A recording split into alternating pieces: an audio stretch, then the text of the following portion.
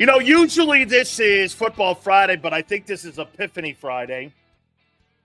What a game last night. By the way, 4 hours powered by our friends at BetUS. We appreciate it. Make sure you check out their website. Make sure you check out their betting house. We're very proud to be teamed up with BetUS, so make sure you check our friends out. What a game last night. Overtime victory for the Atlanta Falcons and Kirk Cousins. What a game. What an absolute quarterback display. 15th greatest passing effort in NFL history. 107 years. 107 years last night. Kirk Cousins throws for 509. By the way, the other guy on the other side, he's got 3 touchdowns last night. This guy's having a great year himself. You know who's leading the NFL in passing yards? Kirk Cousins. Unbelievable. You hope your quarterback, if you have a quarterback that's suspect right now, plays like Cousins.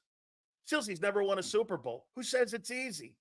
I'm going to make a point to you about winning a Super Bowl. I was going to save this for later on, but let's do it now. Who is the only elite quarterback in the last 10 years to play in the National Football League and win a Super Bowl in that prestigious game? Who's the only non-elite quarterback in the last 10 years? Can you name him? Oh, excuse me. That's right. How could I forget the signature? Big Sills. How you doing? Who is the only quarterback in the last 10 years to win that game and win that Super Bowl and he's not elite? Can you name him? Can you name him?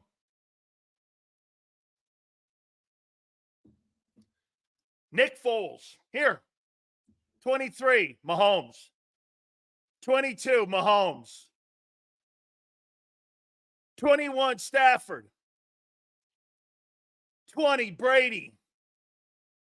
19, Mahomes. 18, Brady. 17, Nick Foles. 16, Brady. 15, Manning. 14, Brady. What in the world makes you think Jalen Hurts can win a Super Bowl? Because what, he played in one? What makes you think any of these other guys can win a Super Bowl? You have to have the elite guy. That's why I tell you, these dual threat ain't winning shit. Dual threat. All them pocket passers, hook me up with the guy who's going to win a Super Bowl.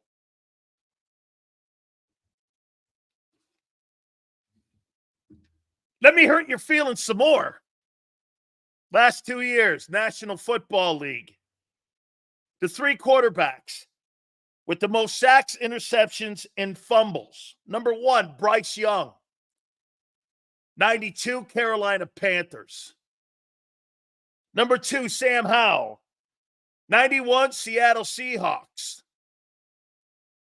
Number 3, Jalen Hurts.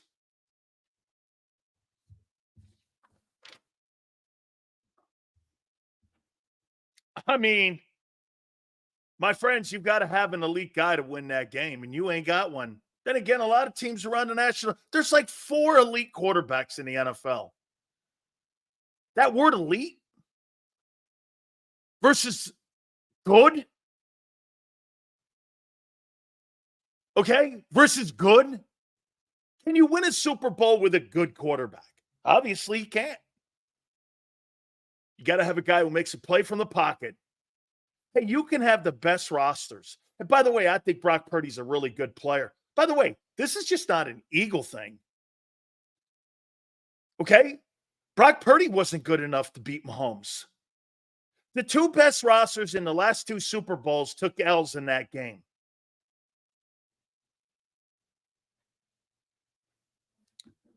Are you crazy? Aaron Rodgers is superior to Jalen Hurts right now. And he's 41. Aaron Rodgers at 41 is better than Hurts will ever be. Hurts' 2022 season was an average year for Aaron Rodgers. That was an average year. That was an average season. Hurts' greatest year is Rodgers' average year. That's how great that guy is. Jason Peters. Xander just told me yesterday, that Jason Peters just signed a contract to play in the National Football League again at 42. That's elite. That's an elite football first ballot Hall of Famer when they're begging you at 42 and you don't want to play anymore and they're begging you to play at 42. Jason Peters is elite. That's an elite football player. I don't want to play anymore. Why? I'm 42. He's 42 years old and they're begging him to still play. That's freaking elite. That's freaking elite. Sills, how about Cousins throwing for over 500 last night? What a game. He was spectacular. By the way, you would never take Jalen Hurts over Kirk Cousins or Baker Mayfield right now. And not in a chance. Not in the world. You would never do that. Get this. Watch this, folks. You want to make M. Reyes look like a dick only 7 minutes into the show?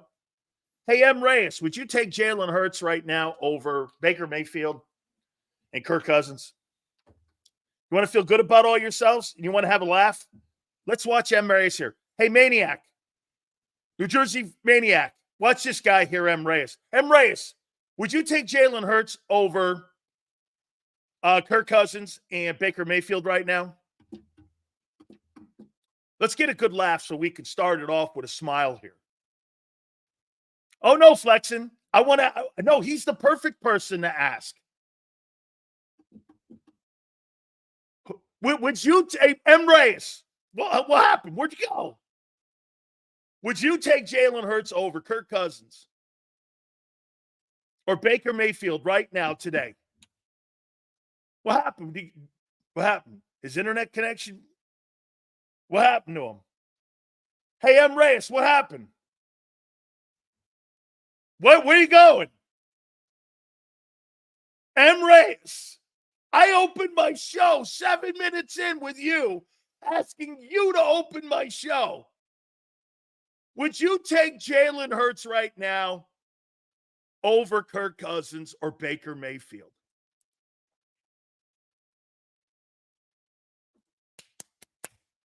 I got to check my internet. Hey, are all your internet's working? Oh, yeah. That Baker Mayfield Super Bowl was fire. So was the one with Kirk Cousins. Hey, guess what, dude? That fucking game is 3 years ago, and it's a one-year aberration. Would you answer the fucking question, would you take Kirk Cousins or would you take Jalen Hurts? Yes or no? Fuck yeah. Here, guys. Lackeys, are you crazy? Jalen Hurts has been one of the worst quarterbacks in the last 2 years in the league. Look at this. Fuck yeah, I'll take Jalen Hurts over Kirk Cousins. How many people think Kirk Cousins, how many people believe that Jalen Hurts will ever throw for 500 yards in his career? The 15th biggest number of all time.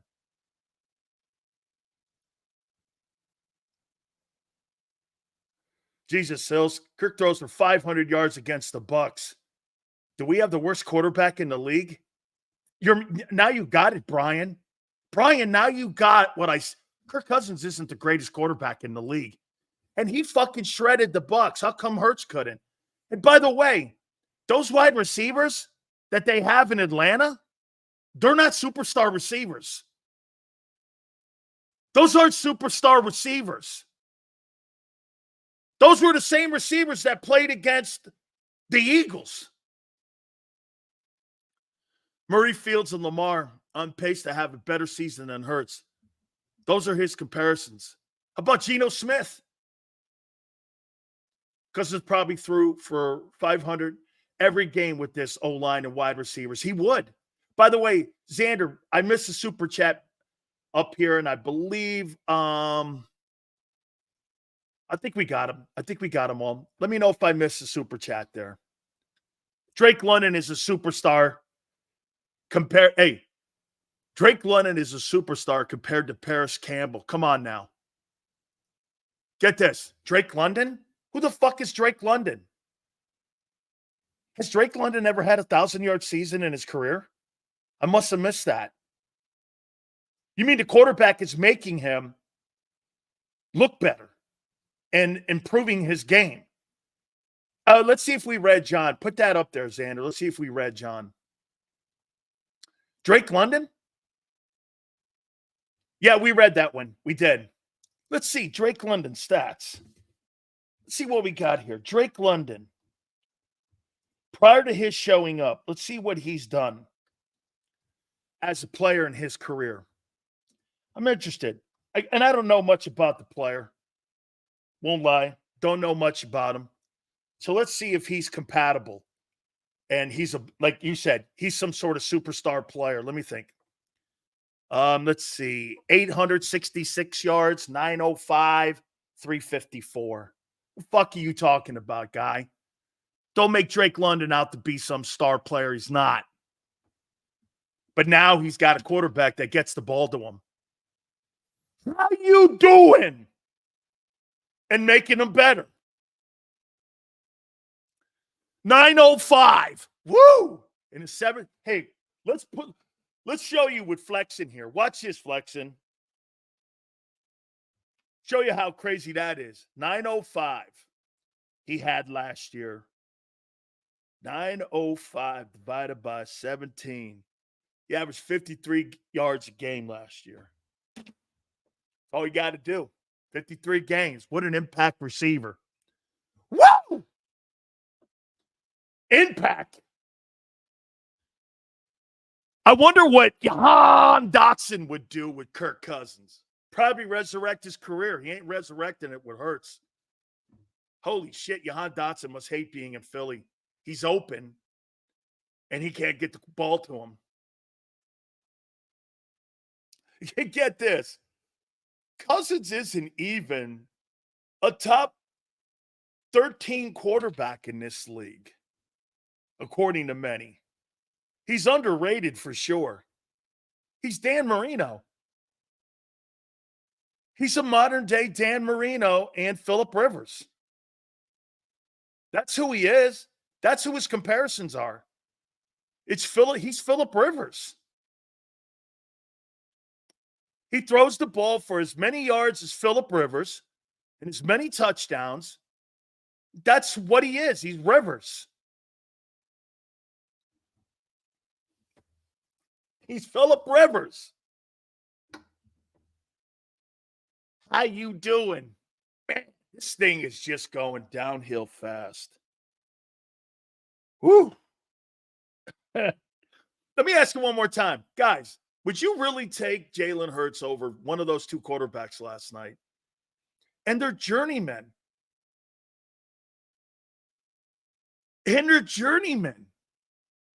Baker Mayfield? Let's see what Mayfield has right now. I wrote his number. Here's Baker Mayfield. Mayfield has 1164. Obviously, one more game played. 11 touchdowns and 2 picks. And they're 3-2. And he's beat the Eagles 2 games in a row. With your stars and without your stars. And you would take Jalen. Sills, Hurts and Sirianni are actually alike, because what the fuck do these bums ever do? And Jalen Hurts can't hold Shane Falco's jockstrap. Oh my God. Hey, wait, what's this here? Let me see. Hey, New Jersey Maniac, post that bitch again. Uh-oh, Cowboy fan.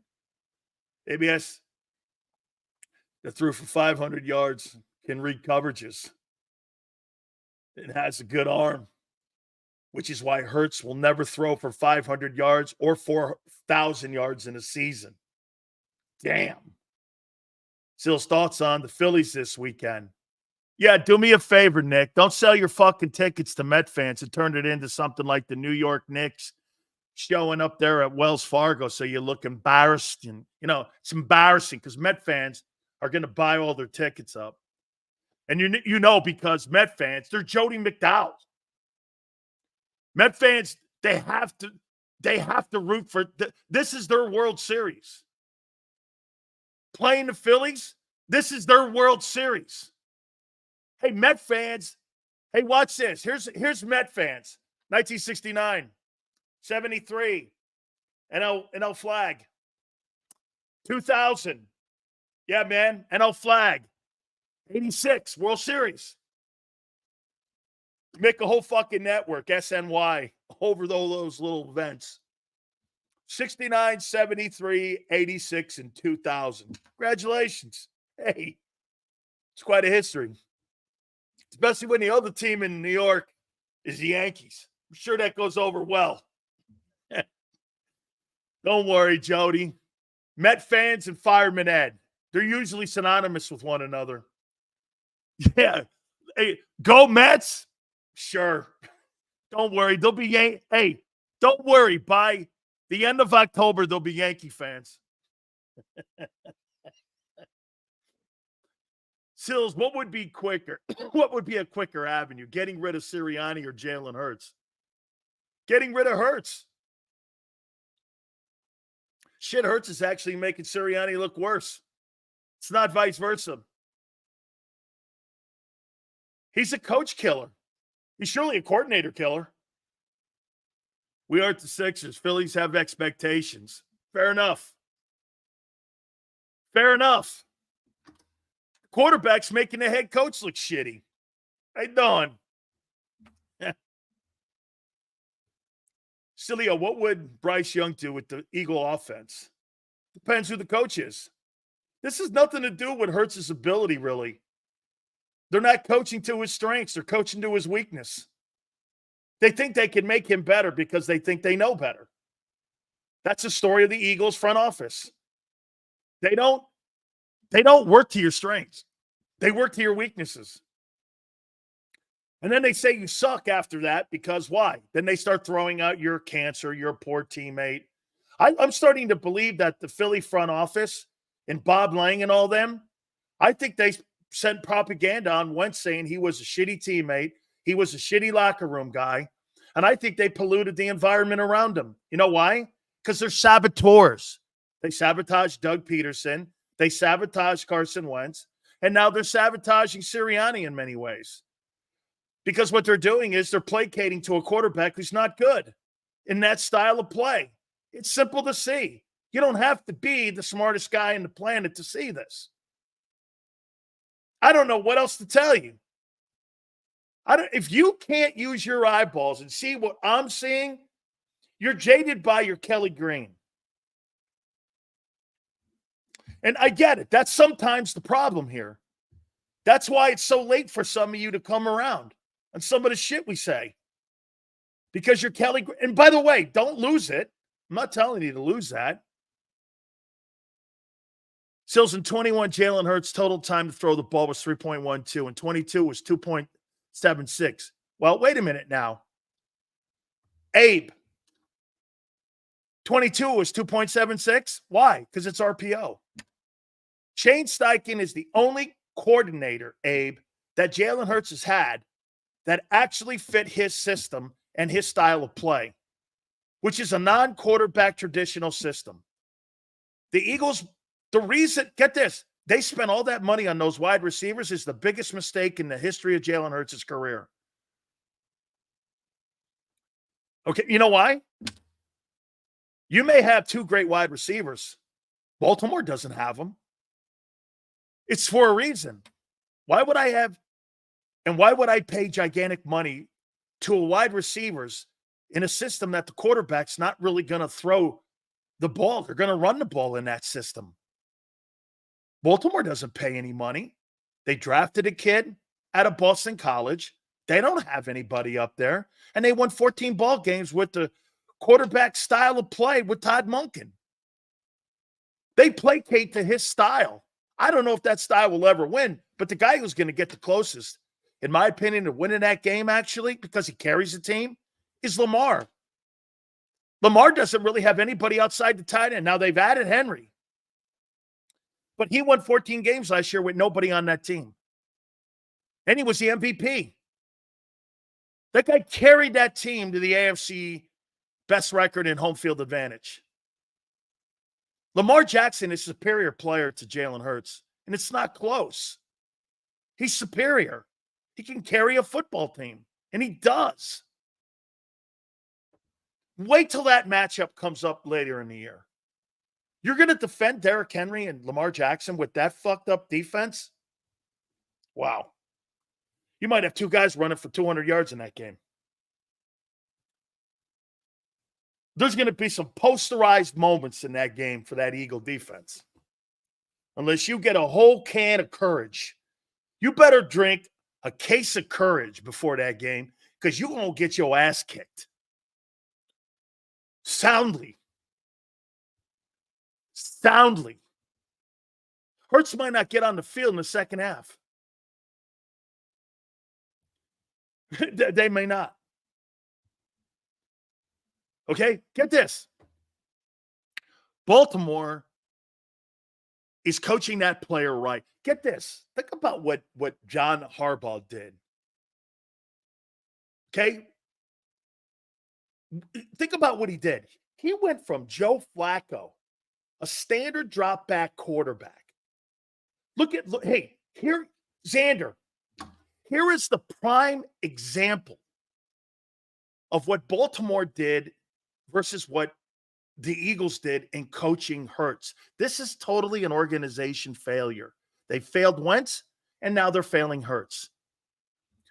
You had Joe Flacco, who won a Super Bowl for you and an MVP Super Bowl. You had a guy who won a lot of games for you. The organization decided to move off him. Did they keep the style of play by throwing the ball with Anquan Bolden and with Kadri Ishmael and guys like that? No. What did they do? They completely revamped the offense, fit it to Lamar's style of play, and Lamar has systematically won 2 MVPs. And by the way, look at his journey compared to Jalen Hurts' journey. Last week, he beat Josh Allen. This week, he's got Joe Burrow. That's who that guy has to go through on a weekly basis. He's not going through Baker Mayfield and fucking Derek Carr. He's going through the elite guys in the league. And he's got Mahomes 2 games later. Think about that. That's going to elevate his game even more so. He's 26 years old and he's got 2 MVPs. I'll tell you what, if he's fortunate enough to get to a Super Bowl and win it, he's going to the Pro Football Hall of Fame. He still may go. He's going to win another MVP. He's going to have as many as Brady. Lamar Jackson's going to win another MVP. He's not 30. He just turned 26. Dude, your guy can't even beat Baker Mayfield and Kirk Cousins. I mean, what's Hurts' excuse? I told you I'd come down like a thunderbolt if this fucking guy started stumbling and not looking like the player. You guys said there's no excuses. Stop making them. Stop making them. It's over. Guy's common. Saying it for 4 years. He's a one-year wonder. I used to get killed on this station. I used to get killed in the Philly media. Sileo's being hyperbolic and just doing it for trolling and fucking clicks. Well, it's playing out to be true now. You're welcome. You're welcome. You're welcome. Told you, as soon as they got Henry, they were a threat to win it all. Charlie, they just have to figure it out, and they had to figure it out in the first 2 weeks, how to utilize both of them. Think about that. It only took them 2 weeks.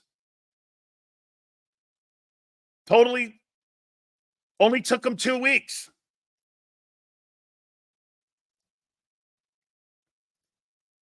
Yeah, hey, B-Mac, a lot of teams could have drafted Lamar. A lot of teams could have drafted Lamar Jackson. He was 32nd player taken. And by the way, that was the parting gift left by Ozzie Newsome with all the great players that he's drafted there in Baltimore. That was his parting draft pick. Lamar Jackson. Another you're welcome. Steve Biscotti's got to look at that and go, fuck, man, what a GM. You know, Ozzie Newsome was going to the Hall of Fame as, obviously, as a player because he was a great player. But Ozzie Newsome would have gone to the Hall of Fame. He may still, again, they may have to redo his plaque as a general manager. You could make the argument that Ozzie Newsome is arguably one of the greatest players and people to come out of Alabama, and the biggest impact that Alabama has had on a football player, GM in the NFL since Namath. Since Namath. Since Namath. Reyes, your guy sucks. Your guy sucks. There's no debating it. Get this.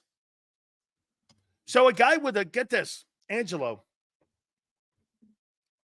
says it's crazy. So a guy who's won 77% of his football games and has 2 MVPs at the age of 26, Angelo says it's crazy that he's trending towards the Hall of Fame.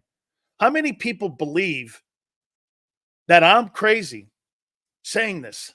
Let's get that number exactly on what his win percentage is. By the way, it's superior to anything Hurts is doing. Lamar Jackson stats. Let's see what his win percentage is as a starting quarterback in the National Football League and in his 2 MVP awards too. And like I said, if he wins the Super Bowl, it's over. So he has let's see here. He's 60-21. That's his record as a starting quarterback in the National Football League. What's the percentage of 60-21? Okay. So this guy's got a 714 win percentage. And Angelo thinks that's a fucking crazy take. The best thing Jalen Hurts did was run the ball. Now he's slower than Reuben Frank and Johnny Mack. The bottomless cannoli night. When it's all done, he will have Vic stats, but he'll have a championship as well, definitely trending towards the Hall of Fame. Hurts can't read a defense. He just wants to lift weights in the training room, get sacked by men because he Hurts has the most turnover plays in the last 22 games. At one point, does he get benched? That owner ain't benching him. Are you fucking crazy? M. Reyes would have a cardiac arrest they benched his love boy. Hey, he'd have a heart attack. He'd have a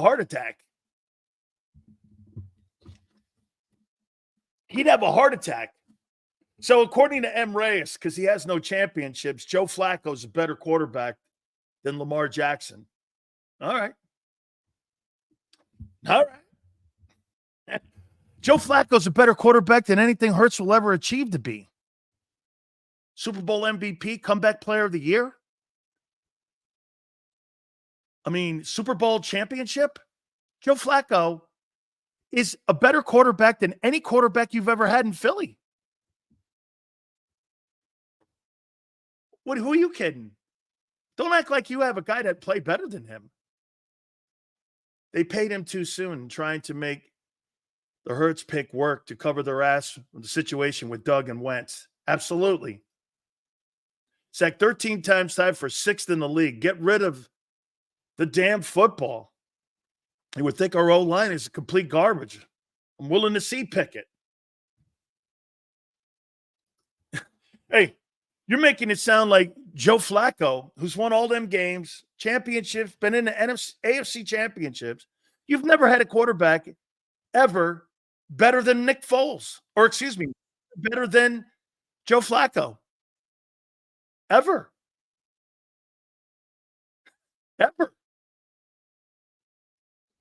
Don't make it sound like you had one. Here, I'll take that back and make it this way. You've never had a more accomplished quarterback in the Eagle history than Joe Flacco. Like who? McNabb? Okay. You take McNabb, I'll take Flacco in his heyday. And with the organization and with Brian Billick, any day I'll take that. You ain't beating that Ravens team with Ray Lewis and Ed Reed on it. You're not fucking beating those teams. Not happening, guy. Was holding the ball too long affect the O-line? Absolutely. You can make any O-line, no matter how good they are, look like shit. I will never forgive Jalen Hurts for losing on Nick Foles' appreciation night. How dare this bum disrespect Big Dick Nick? It's on site with Hurtsy boy. Okay. Who's McNabb? Never heard of him. Never heard of him. We cover winners. Not guys that throw up in vomit bags on airplanes. Or wait, bathrooms or whatever it was. It was McNabb's responsibility, by the way, to work with Owens, not vice versa. The guy was petty, and he was a baby. That's why he never won. I mean, he took a shit on Deshaun Jackson at a Pro Bowl. Was talking shit on all the players there because he was the first player named on a punt returner and also as a wide receiver. And McNabb took a shit on him. Instead of going, wow, this is one of my guys here, and how great is that? He said he didn't deserve it. Why? Because your little shine got rubbed off a little bit and it wasn't about you? Hey, fuck you, Donovan. You're a baby, you cry, and you're jealous. And you're a non-Hall of Famer. I mean, if you couldn't win with Andy Reid, you were never going to win. You were never going to win. McNabb's problems were that he was a tad bit stronger mentally than Wentz, but not much. I don't know.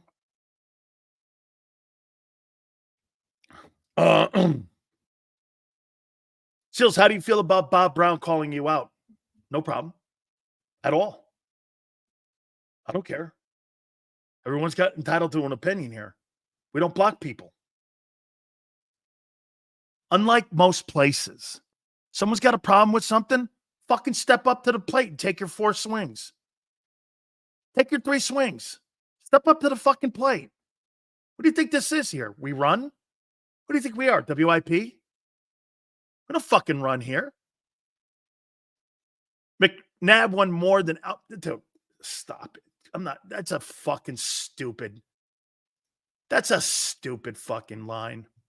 Baltimore has always been built to run the ball, playing defense. Offense is built for Tanner McKee, not Jalen Hurts. Funny, they got a guy up there that plays that style of football now, and he's won 2 MVP awards. Baltimore, that's right.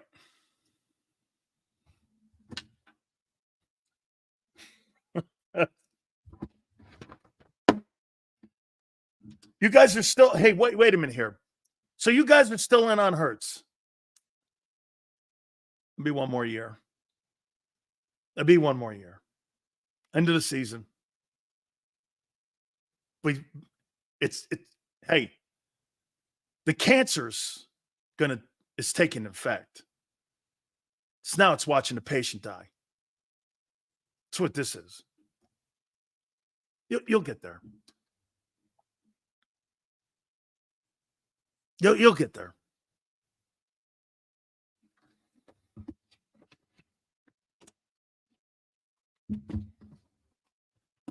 Not quite there yet, but you'll get there.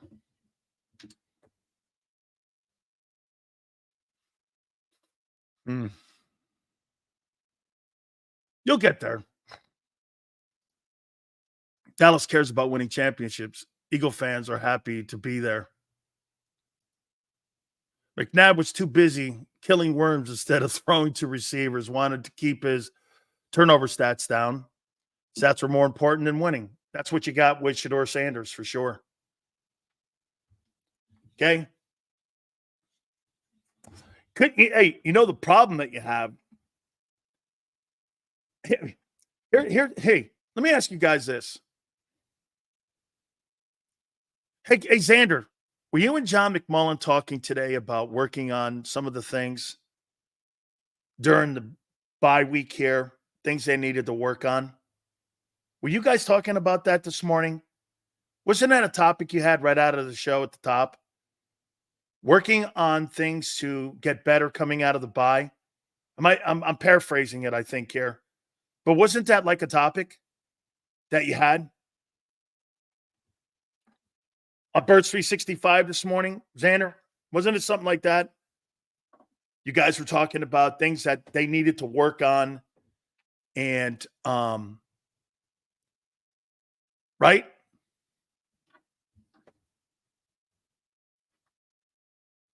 What do you guys think the Eagles needed to work on in the bye?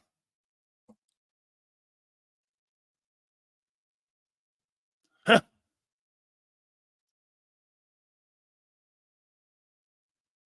Thank you. I know this. That's the beauty of this. I don't have to fucking worry about Bob Lang and the Eagles. They could kiss my ass. Mozzie Smith played better than Hurts last week. He sure did. Look at us here. Wait a minute. Look at. So, Big Chris, work on tackling. What else, guys?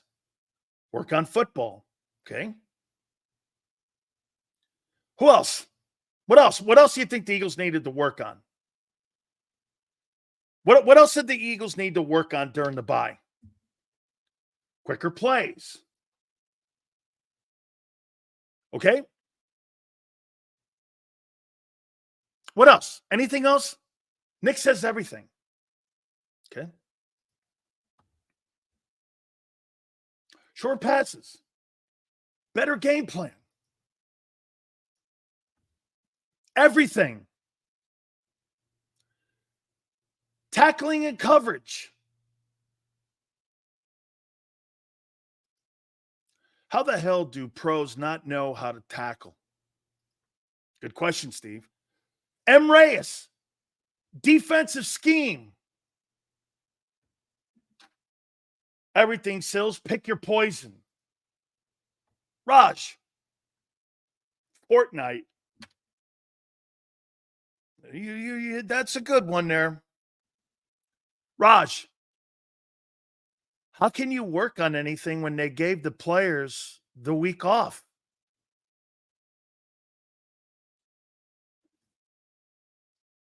Their great play against the Bucs and their outstanding 2-2 record, they gave the players the week off. Working on what?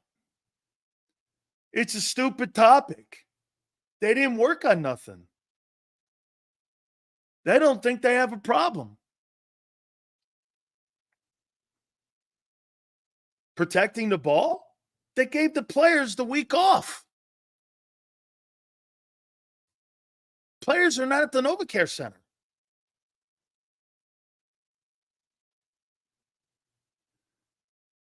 I mean, they gave them the week off.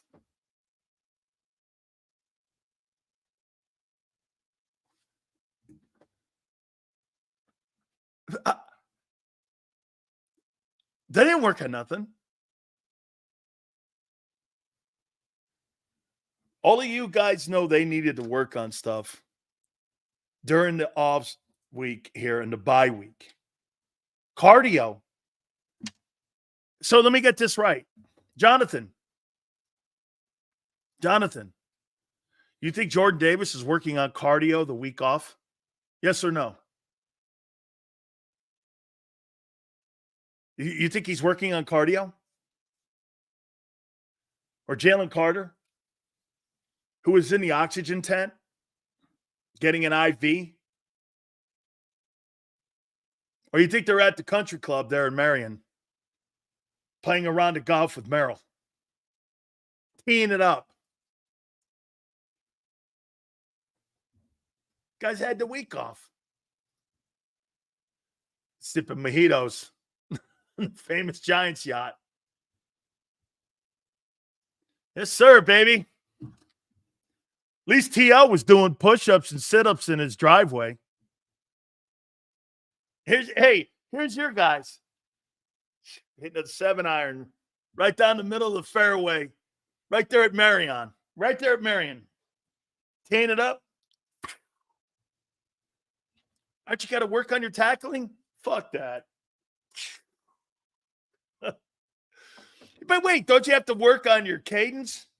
Hang on, I'm working on my short game here. Hang on here. It's a 60-degree wedge. There you go. Flop shot. Look at that. You see that flop shot? Wait a minute. No. Aren't you working on pass routes? No, why would I? Huh. I don't know. So it's Magic Coach Johnson, Parcells, Shula, and Walsh giving guys a week off after a 33-16 shellacking. This team freaking blows cheeks. Hey, your fucking legendary superstar Nick Sirianni, head coach, gave guys a week off after getting their shit kicked in. Boy, man. I can't believe how weak and simple this thing is. This is too fucking easy, man. Holy shit. You got your ass kicked. Isn't there a sense of urgency?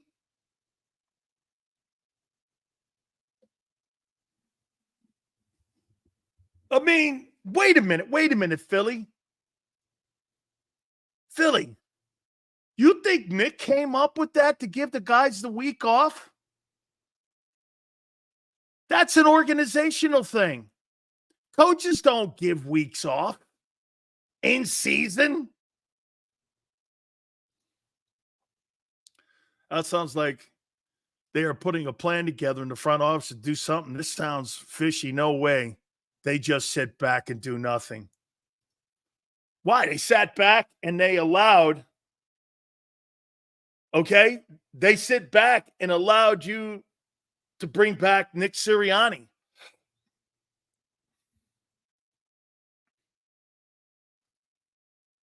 If they did that, then we are soft as vanilla. Xander, they got the week off, right? John McMullen covers the team as a beat reporter. They should be going hard during the bye. Marcus, ask John McMullen. He's on Birds 365. He's one of the handful of people that get to go behind closed doors in the Iron Curtain, known as NovaCare, and see some of the shit that goes on over there.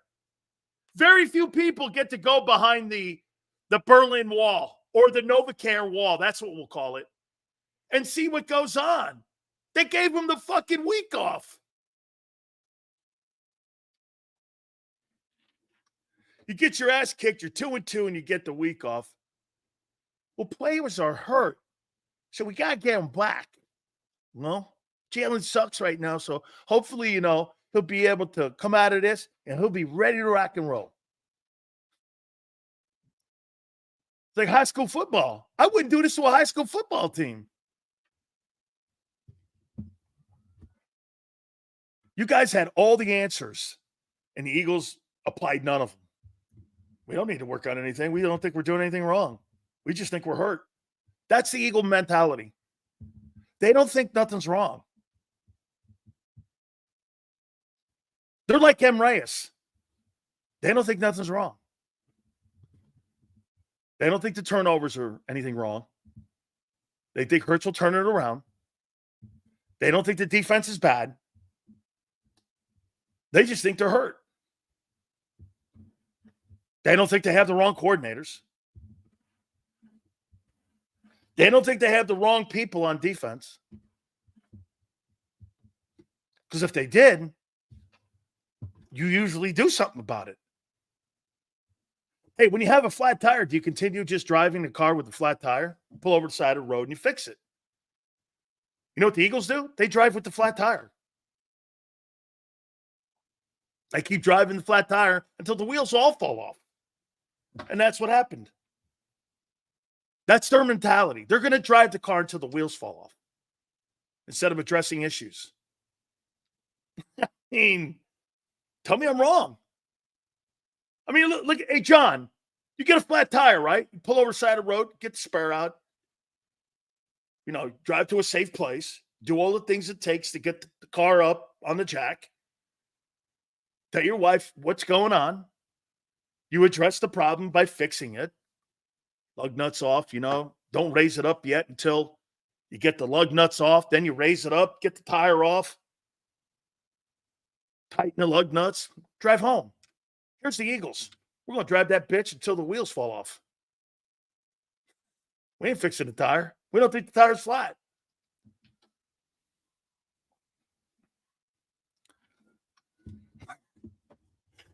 They don't think the tires are flat. At McDonald's now, strawberry shake or apple pie? Strawberry shake. Strawberry shake. Wait, hang on. Prez, what am I wrong about? What am I wrong about?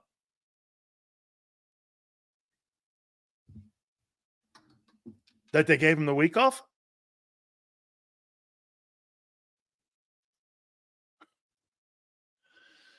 So if it's the organizational incompetence, are we getting a fair evaluation? No. Here. Eagle Podcast. Let me ask you this. How long have you been a Philadelphia Eagle fan?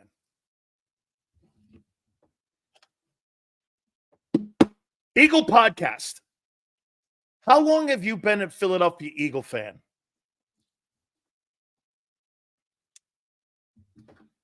Since 2007. Okay. When Carson Wentz in 2017 was playing at that level where he looked like he was Brett Favre. He looked like Brett Favre to me. I thought he was the second coming of Brett Favre. I couldn't believe what I was fucking watching. It was like Brett Favre. I'm like, this guy's dual threat. He's accurate. He's a fucking great player. And I mean, wow. Then he gets hurt in Los Angeles. And then the Seattle thing. They coached him different. They never gave him talent. And they coached the greatness out of him. They were sabotaging Doug the whole time because of the assistant coaching fiasco that was going on behind the scenes with pressing them guys. Whether it was right or wrong, you were, let me see, instead of election interference, you were coaching interference. See, that's what the Eagles are. They're the kings of coaching interference. Jonathan Gannon carried us to the Super Bowl. The NFL was trying to help us out by giving us an easy schedule like 22. We still struggled. Who do you have winning the NFC East? Well, at the beginning of the year, I picked the Commanders. I picked the Commanders to win the East. So, podcast. They coached the greatness out of Wentz, and he wasn't mentally tough enough to handle that. And he imploded. I think it's pretty easy to implode with the shit talent you had on the team because there wasn't really anybody at the end. Like Xander said in 20, those guys were trash cans. It was all sabotage. It was you sabotaged two people at the end by throwing the last game of the year in 20 and by sabotaging Doug Peterson and the quarterback. You sabotaged both of them. That's not unbecoming of that organization to do anything like that. I believe they're capable of it. They sabotaged last season. They sabotaged the season last year by coming in and parachuting and firing the coordinators and doing all the kind of crazy shit they did. They sabotaged their own football team last year. They've done it once. They did it twice. They'll do it again. Tell me I'm wrong. I don't know what you people watch. Wow. You guys love that team so much, you will be in denial forever. And what happens is now you become like Xander, really pissed. When you see the light, you're like, fuck that. That's why Eagle fans are the way they are. You know why? Because the organization in Philly does that to you. You put full blind faith in them that they're going to do the right thing. And at the end of the day, you know what they do? They sabotage themselves. And you're sitting there watching, wait a minute, are you not trying to build a championship football team or not here? What are we doing here? Play to the damn kid's strength. Stop trying to, you're not smarter than the game of football, Jeffrey, Howie. Play to the kid's fucking strength. If he blows a knee out next year, so what? It's the league. Things happen. So what? What would you say if Dak played like Hurts? I say this about Dak. Dak is a black version of Kirk Cousins. Dak is underrated. He's a good ball player. He struggles in the postseason. Kurt struggles in the postseason. The only difference between those two guys, one's black and one's white. What else is there? They're the same guy. And are they good? Yes. That's why one makes 48 and the other makes 60. I mean, I don't know what you want me to say. Seriously, the only difference between Dak Prescott and Kirk Cousins, one's black, one's white. They're the same quarterback. Same guy. I mean,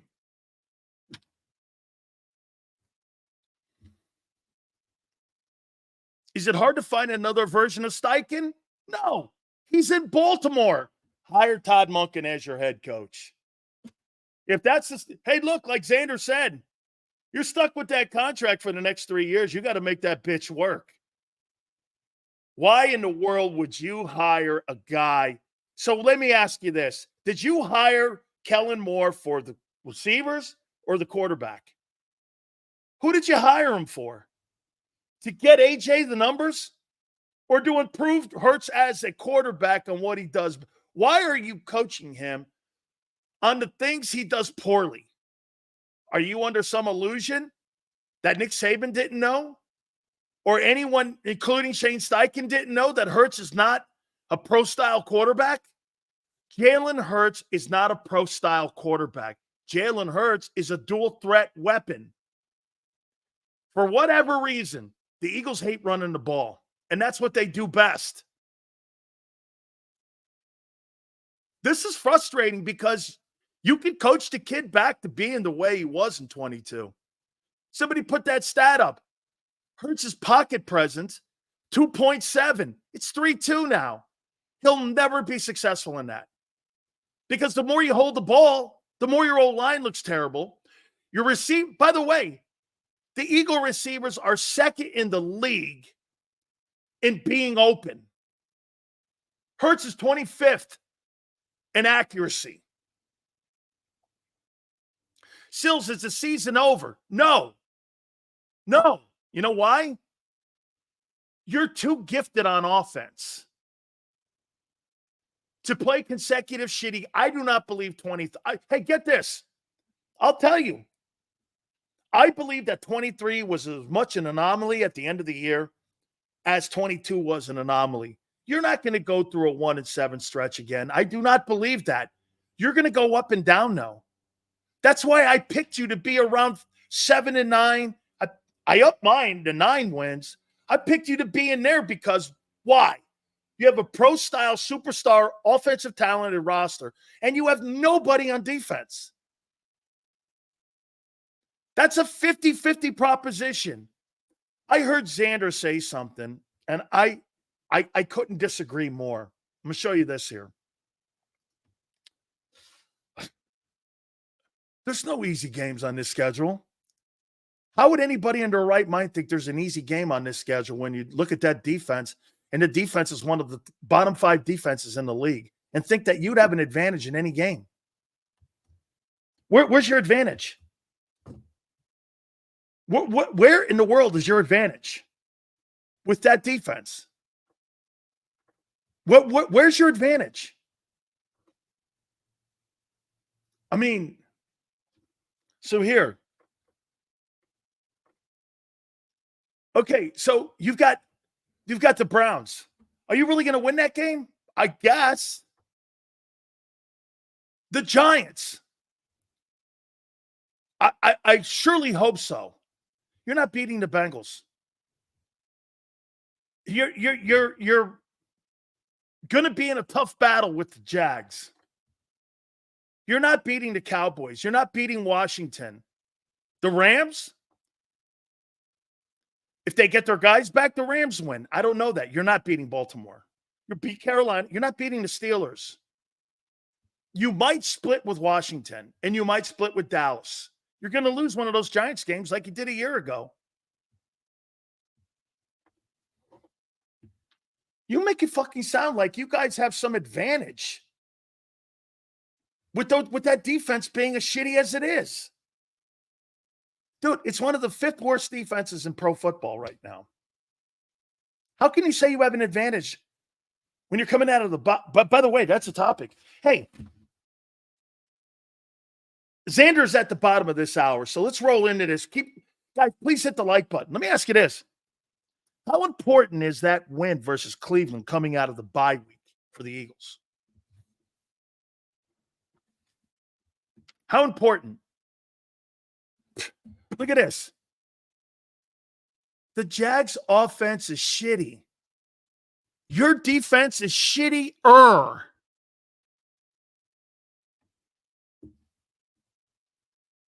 What, you think your defense is better than the Jags' offense? Or is that a push?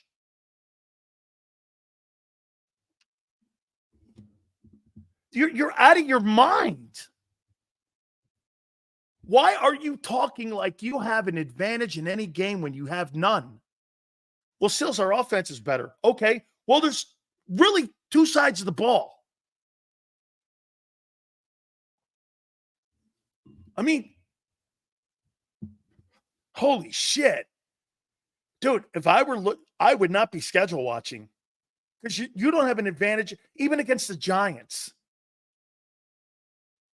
You think you do. Your defense is horrible. Not decent. Your quarterback has to play MVP style for you to win the East. And right now he's not. But Sills, he will when he gets his. I do not believe that. You had him all last year. You guys shit the bed down the stretch. You all of a sudden think they're just going to get better? Dude, you wouldn't have beat the Bucs with the players that you needed on the team. It would have been more competitive, but you weren't beating Tampa. You know why? Bowles has Hurts' number. I saw Todd Bowles actually laughing on the sidelines because he was so predictable.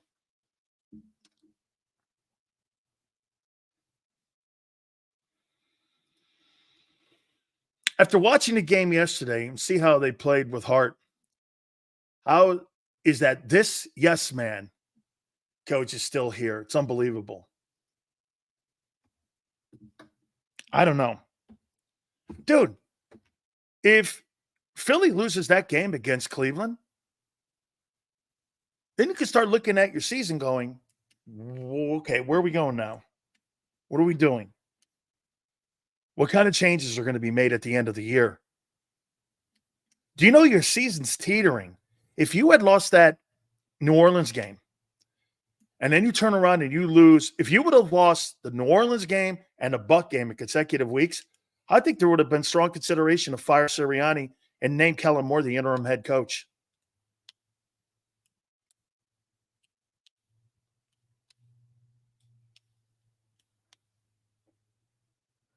You lose to Cleveland, your season's over. It's over. You don't have leadership to be able to rebound from that.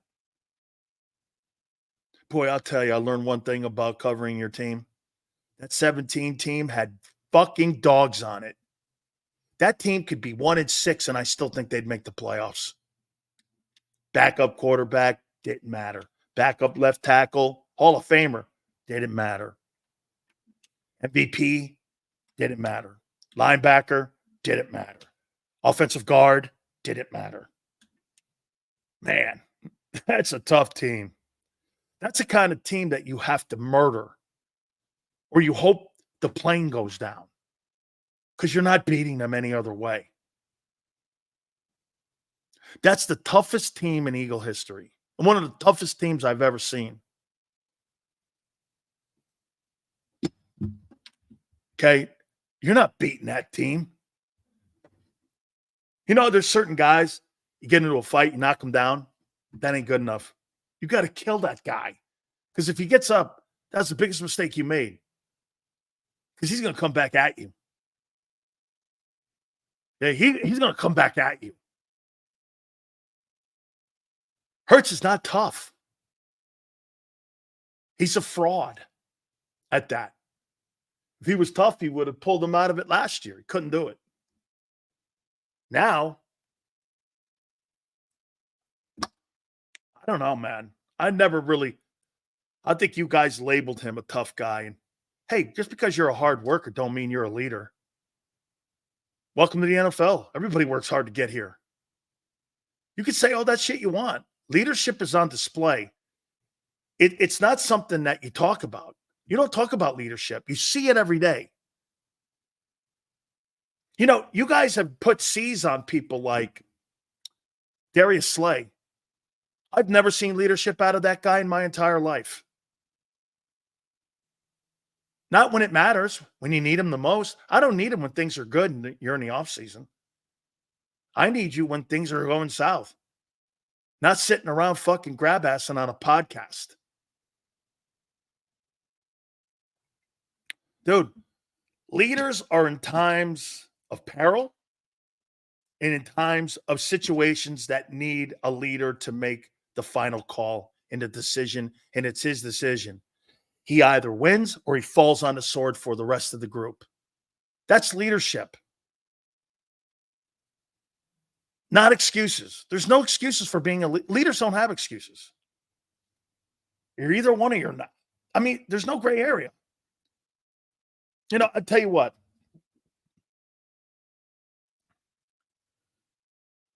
Wouldn't it be funny if Doug beats Nick, gets him canned? If we lose the Jags, that could really, man, oh my God, that would, believe me, I bet you Jeffrey Lurie's praying that Doug Peterson gets fired before that game happens. Let me tell you a little here real quick, just some personal thing. My granddad was a fireman and was a fisherman, Italian fisherman. Fireman for 30-some-odd years. Grandfather showed up every day, went to work, never missed. Drove a cement truck, too. 3 jobs. Heard stories of bricks falling on my grandpa. Should have been in a hospital. Was working construction, or was working on the with Telesco or Genovese, I forget, the cement company. All these bricks fell on him. Grandfather got patched up. My grandmother and my aunt sent his ass to his night shift. My grandfather was considered a leader of his group as a fireman. Never missed a day. Never cried about shit. That's the guy I was raised by. So you'll find it kind of hard for me to sit there and watch guys melt down. And you could see people who are not leaders. Dude, leadership is not something, again, that you sew on a jersey. You know who the best leader is on that Eagle team? It's Devontae Smith, and they don't recognize him. They take him for granted. They take him for granted. Hey, Gardner Johnson's not a captain, right? Right? He's not a captain. They took, hey, what are you saying, Xander? They took his C away? They took Slay's C away? Oh, no, they took Devontae's. Yeah. Of all guys who personify winning, Smitty was a captain last year. This year he was replaced with Jake Elliott, a fucking kicker. I mean, dude, really? I mean, come on. That's embarrassing. Smitty is a guy that represents your city more than any player. Brandon Graham, guys like that, more than any players on that team. And look at how they just overlooked them. That's an absolute microcosm of how they look at people and how they see certain people. They look at Smitty, and you know what they do? They take a guy like that for granted. And you know what he did for you this year? He took a pay cut at wide receiver, and everyone laughed at his deal. Then you turned around and you took a C away. Can you be any more disrespectful to that guy this year? I mean, really, I know that we're only 4 games in, but the guy took a hometown discount for you, and then you turn around and you fucked him over by taking the C away. Jesus criminy. If that was anybody else, if that was AJ, they'd be screaming at the top of their voice. Rightfully so. Rightfully so.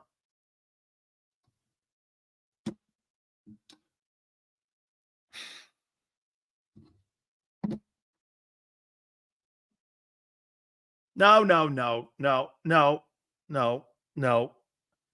Don't ever let situations, Cosmo, put you in a position where you pray you lose anything. You just have to get better. Dude, losing sucks more than anything. No way. I would never wish a loss for that team. No fucking way. I don't talk like that. No way. No way. Hey, I wish that. No way. Imagine Wentz joining Doug again by week 9. No way would I root for that team to lose. I refuse to go down that lane. I have never wished, even my Canes, for them to lose. Now, I've been upset about them and how they do their operation.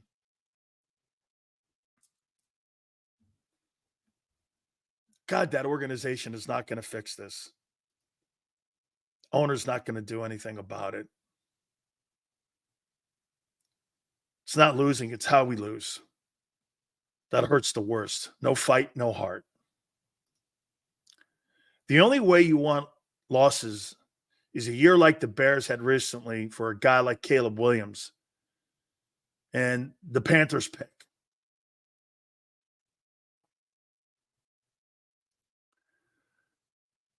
Seems like the team is waiting for Nick to be gone. Will they wake up then? No. Hoss. Wait a minute. Podcast. They gave him the week off.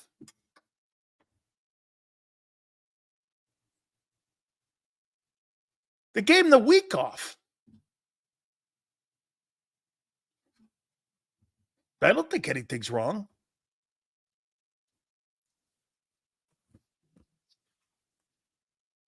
Gave him a week off.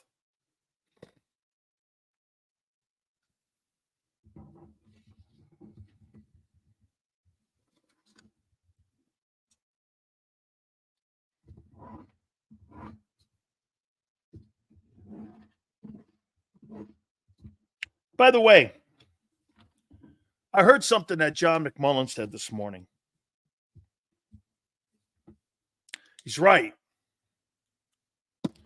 By the way, I think this echoes in what Brian Baldinger said. That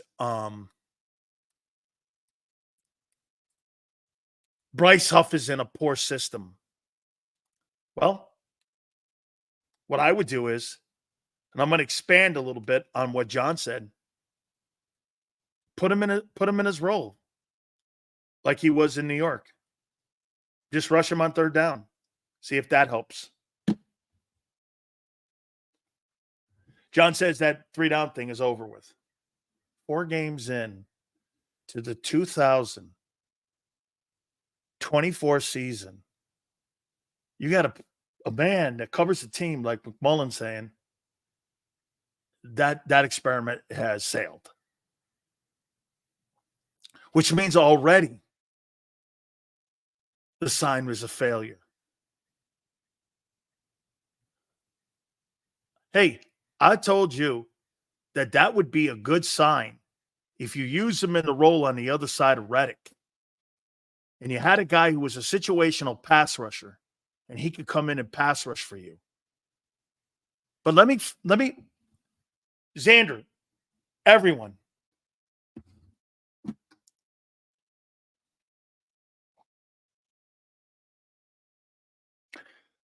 Are they trying to change Bryce Huff? This is the best example of Hurts' failures. Are they trying to change Bryce Huff into being a 3-down player? Are they? Yes or no? They've said it, right? They want Bryce Huff to be a 3-down player. He's been in the league 6 years. Okay? Right? The Eagles thought they could change him into a 3-down player. Well, what makes you think they're not doing the same thing to Jalen Hurts by trying to make him into a pocket passer when we all see fully that he can't do it? Look what they're doing here. They think they fucking know better. They're trying to change Bryce Huff. They can't. They're trying to change Jalen Hurts. They can't. It's not just one player. They think they know better with all players. They thought they could do it with Huff. They thought they could do it with Wentz. And now they thought they can do it with Jalen Hurts. Dude, you draft people for who they are, what their skill set is. You put them in a defense that fits that skill set. Not everybody fits. So the Eagles looked at Bryce Huff and went, well, we see a gifted athlete. We see a guy who can rush the passer. He kind of resembles and kind of looks a little bit like Hassan Reddick. We'll develop him into being a 3-down player. Hey, not that Reddick was a world beater as a 3-down guy, but he's 10 times better than anything that guy. Dude, Bryce Huff is nowhere in the conversation as a talented football player as Hassan Reddick. I mean, Reddick is a 10. He's a 1. He's not even remotely close. And see, Howie thought he would get ahead of himself. And he went into the draft and he looked at Nolan Smith. Nolan Smith was a weak side edge rusher at Georgia. I went back and looked. Had a couple shoulder injuries when he was at Georgia, and his production was low. They saw him at the combines. They fell in love with him. Saw his 4.4 and said, we can work with him and try to make him into something. Jalix Hunt. They see the same stuff and they're trying to make him into something. You've never developed an edge rusher. You've never drafted a corner. You've never developed a linebacker in 20 years. What makes you think now that has changed? What is their problem? Draft people to their skills. Coach them to their skills.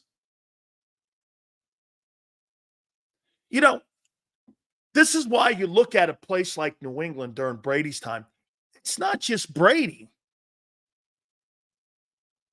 It's going out and getting linebackers and O-line and receivers that fit a skill set and fit an offense that fits the direction of what they want to do.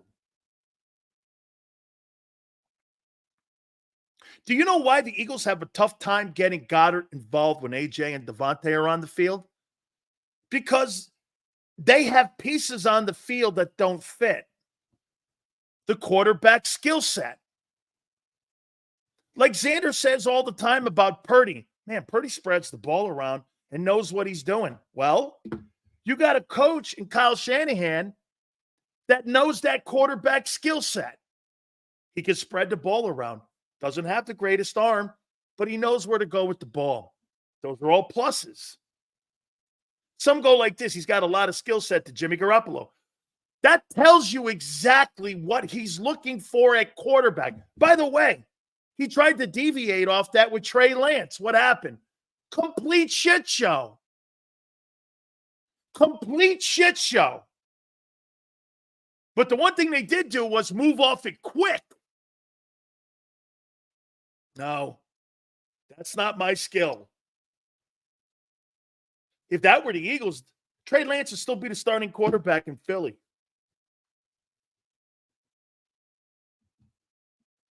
Bryce Huff is exactly the problem with the organization. He's the poster child for it. He is the poster child. Well, you know, he had 480 snaps. I brought this up in the entire offseason. He had 480 snaps. Remember me asking Xander this? So you're going to up that to about 850 snaps this year. And you think his production is going to be what it was a year ago? I never thought it was. I thought he'd have 4 sacks this year, most. Because you're asking him to do a ton of other things. Dude, one of the reasons Bradbury's production went down, he had 1,051 snaps. Production was not going to be high.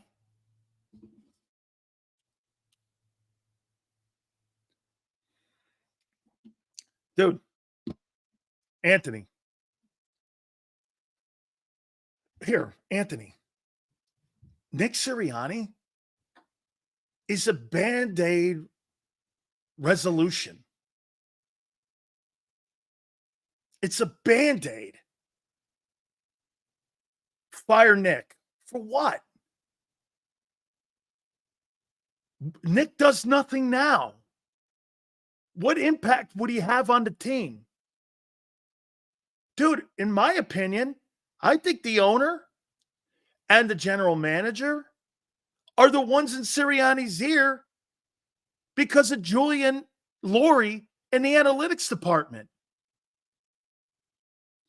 You know who's losing games and hurts the most? The analytics department. But that's the owner's kid.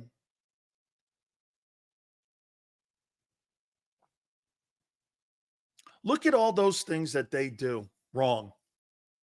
And the 10 things they do right. They drowned out all the great shit they do. Contracts. Finding veterans around the league to come in and help. Last 2 years, it hasn't been good. but they've done some good things. Building of O-linemen. Fantastic. Isn't it funny? You find Wentz and you find Hurts and you have guys. The organization systematically destroys them. What's the moral of this story, Anthony? Let football people be football people and bankers be bankers. Let guys deal with the money and let guys deal with football. Cut the room down the middle and you'll be in a better place.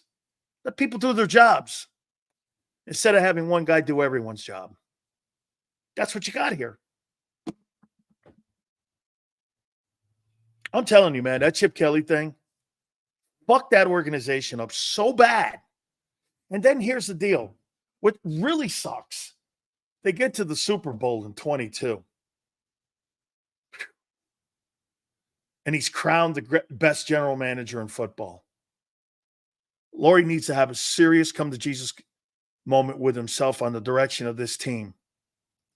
Think about this. So they get to the Super Bowl in 22. Howie gets dubbed this great GM by everyone. You know what? The public perception on him is insane. And it's not true. I pointed out yesterday, he's pathetic on defense. Dude, he has not drafted in the last 6 years a Pro Bowler on defense. There's not a guy on the football team from the 17 draft and back, except for Brandon Graham, who he didn't draft. For every Devontae Smith, you got a Whiteside, and you've got a Rager. I'm not saying that all GMs hit. They don't. But you got to at least look at your failures. I mean, this Browns game coming out of the bye is gargantuan. You go 2-3. The patience level in that building, they'll be even more screaming.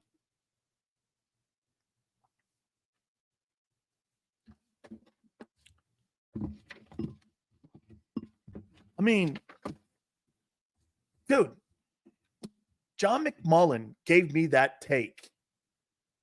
Well, you need to do exactly what Bryce Huff did when he was with the Jets. I was like, huh. He was situational, came off the bench, played 480 snaps, and was really in a situation where they brought him in to just be an isolated pass rusher. That's his skill set. Then I started thinking about it. Oh, wait a minute. Well, the Eagles are doing the same thing to Bryce Huff they're doing to Jalen. They're trying to turn him into something he's not. I mean, if that's not on display for you, I don't know what else is. Get this. Says you're making Jeffrey sound like a dumbass football guy, which he is. He should have worked on common sense before he worked on being a billionaire. It's worth more. It's actually a really great take. Every issue we have now 4 years ago, 8 years ago, 12 years ago, have a common denomination, Howie. He can't draft. 17 made Howie think he's a talent guy.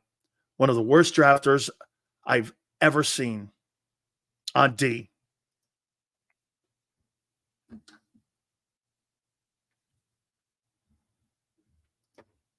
They're just requiring Jalen to be a quarterback. How is that asking for too much? You're asking him to play a different style of game. You're asking him to be a pocket passer. He's not. He was benched in Alabama because he was not that. Get this. Dodd. By the way, guys, please hit the like button. Jalen Hurts has had different coordinators every year since he's been an Eagle quarterback. How is he supposed to evolve in a system and scheme with that much turnover? Analytics, jerking yourself. Hey, Dodd, are you're addressing the organization again, aren't you? Welcome to the conversation.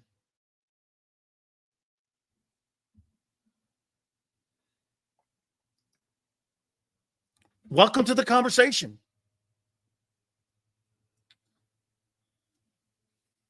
I mean, yeah, man, I was listening to these to Xander go, hey, look at the schedule coming up. We got a pretty easy schedule coming up. And I'm like, you ain't got anything easy. You ain't got any. Well, the Browns, we should win that. And I'm like, you ain't fucking gonna. You're playing 60 minutes of football for the next 3 months of football, including that shitty Giant game. By the way, the pizza guy beat you last year. And you had all your dudes. Here was Xander. Oh, Giants, yeah. Browns, yeah. Swiss cheese. I mean, no holds defense. Yeah, we'll get to. Oh my God, I can't wait for Baltimore. I tell you what, I'm gonna come on the show on Monday, and I'm gonna have goggles on after that Sunday game. Hey, I'm gonna wear goggles because the shrapnel is going to be everywhere after Derrick Henry. Xander's Alabama guy. Hey, how many body bags are you gonna need? That's gonna be the new body bag game too. How many body bags for that Baltimore game between Lamar and Derrick Henry?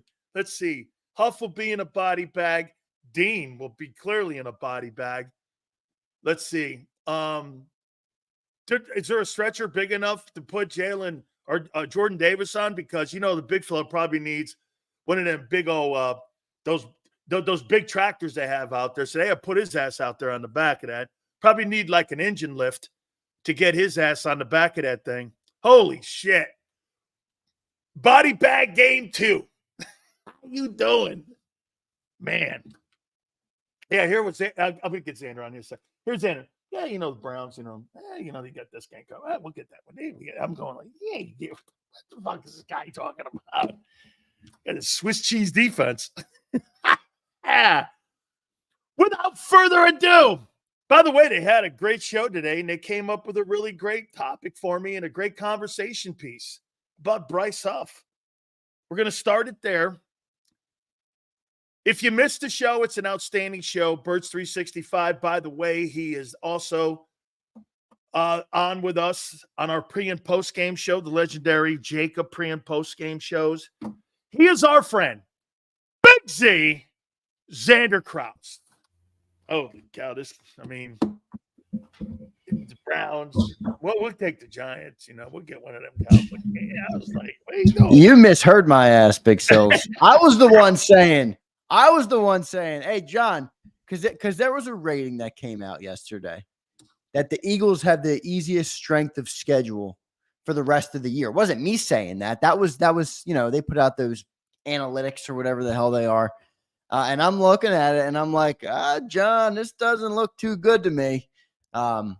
If they come out with who they have, the Browns. Now the Browns, I will say, how big is that Brown game? How big is that Brown game? It's big for the Eagles to get their confidence back and everything. But I don't think that team is. I think they're the only team in the NFL that hasn't put up a 300-yard game on offense. So that offense is like not working right now in Cleveland. Now they got the Commanders this weekend, so that'll be interesting to see. But they're gonna get Nick Chubb back. I don't know. I don't like that game. Got him back this week. Yeah. So let me ask you a question though. It's we're 2-2. You want me to lay down like a dog and say, "Yo, give it to me. We stink. I'll talk to you in 2025." We're 2-2, Big Sills. Okay. I get it. The problems suck. I know. I'm so Sileo-eyes that can barely put on my damn Eagle hat. I can barely wear my Eagle hat because I'm so Sileo-ized. But we're still 2-2. We still got to buy in. We still got to, you know what? I hope this team rallies behind the players. I don't know if they have any players that they can rally around, so maybe this won't work. But fuck the coaches, fuck the front office, fuck the owner, fuck them all. Come in and play football. Play free. Play schoolyard football a little bit. You got some of the best players in the league all over the offensive side. Go out there and play free. Can they do that and win a couple ball games, get us into the playoffs? I think we're a playoff team this year, no matter what. So I'm trying not to sell my soul here.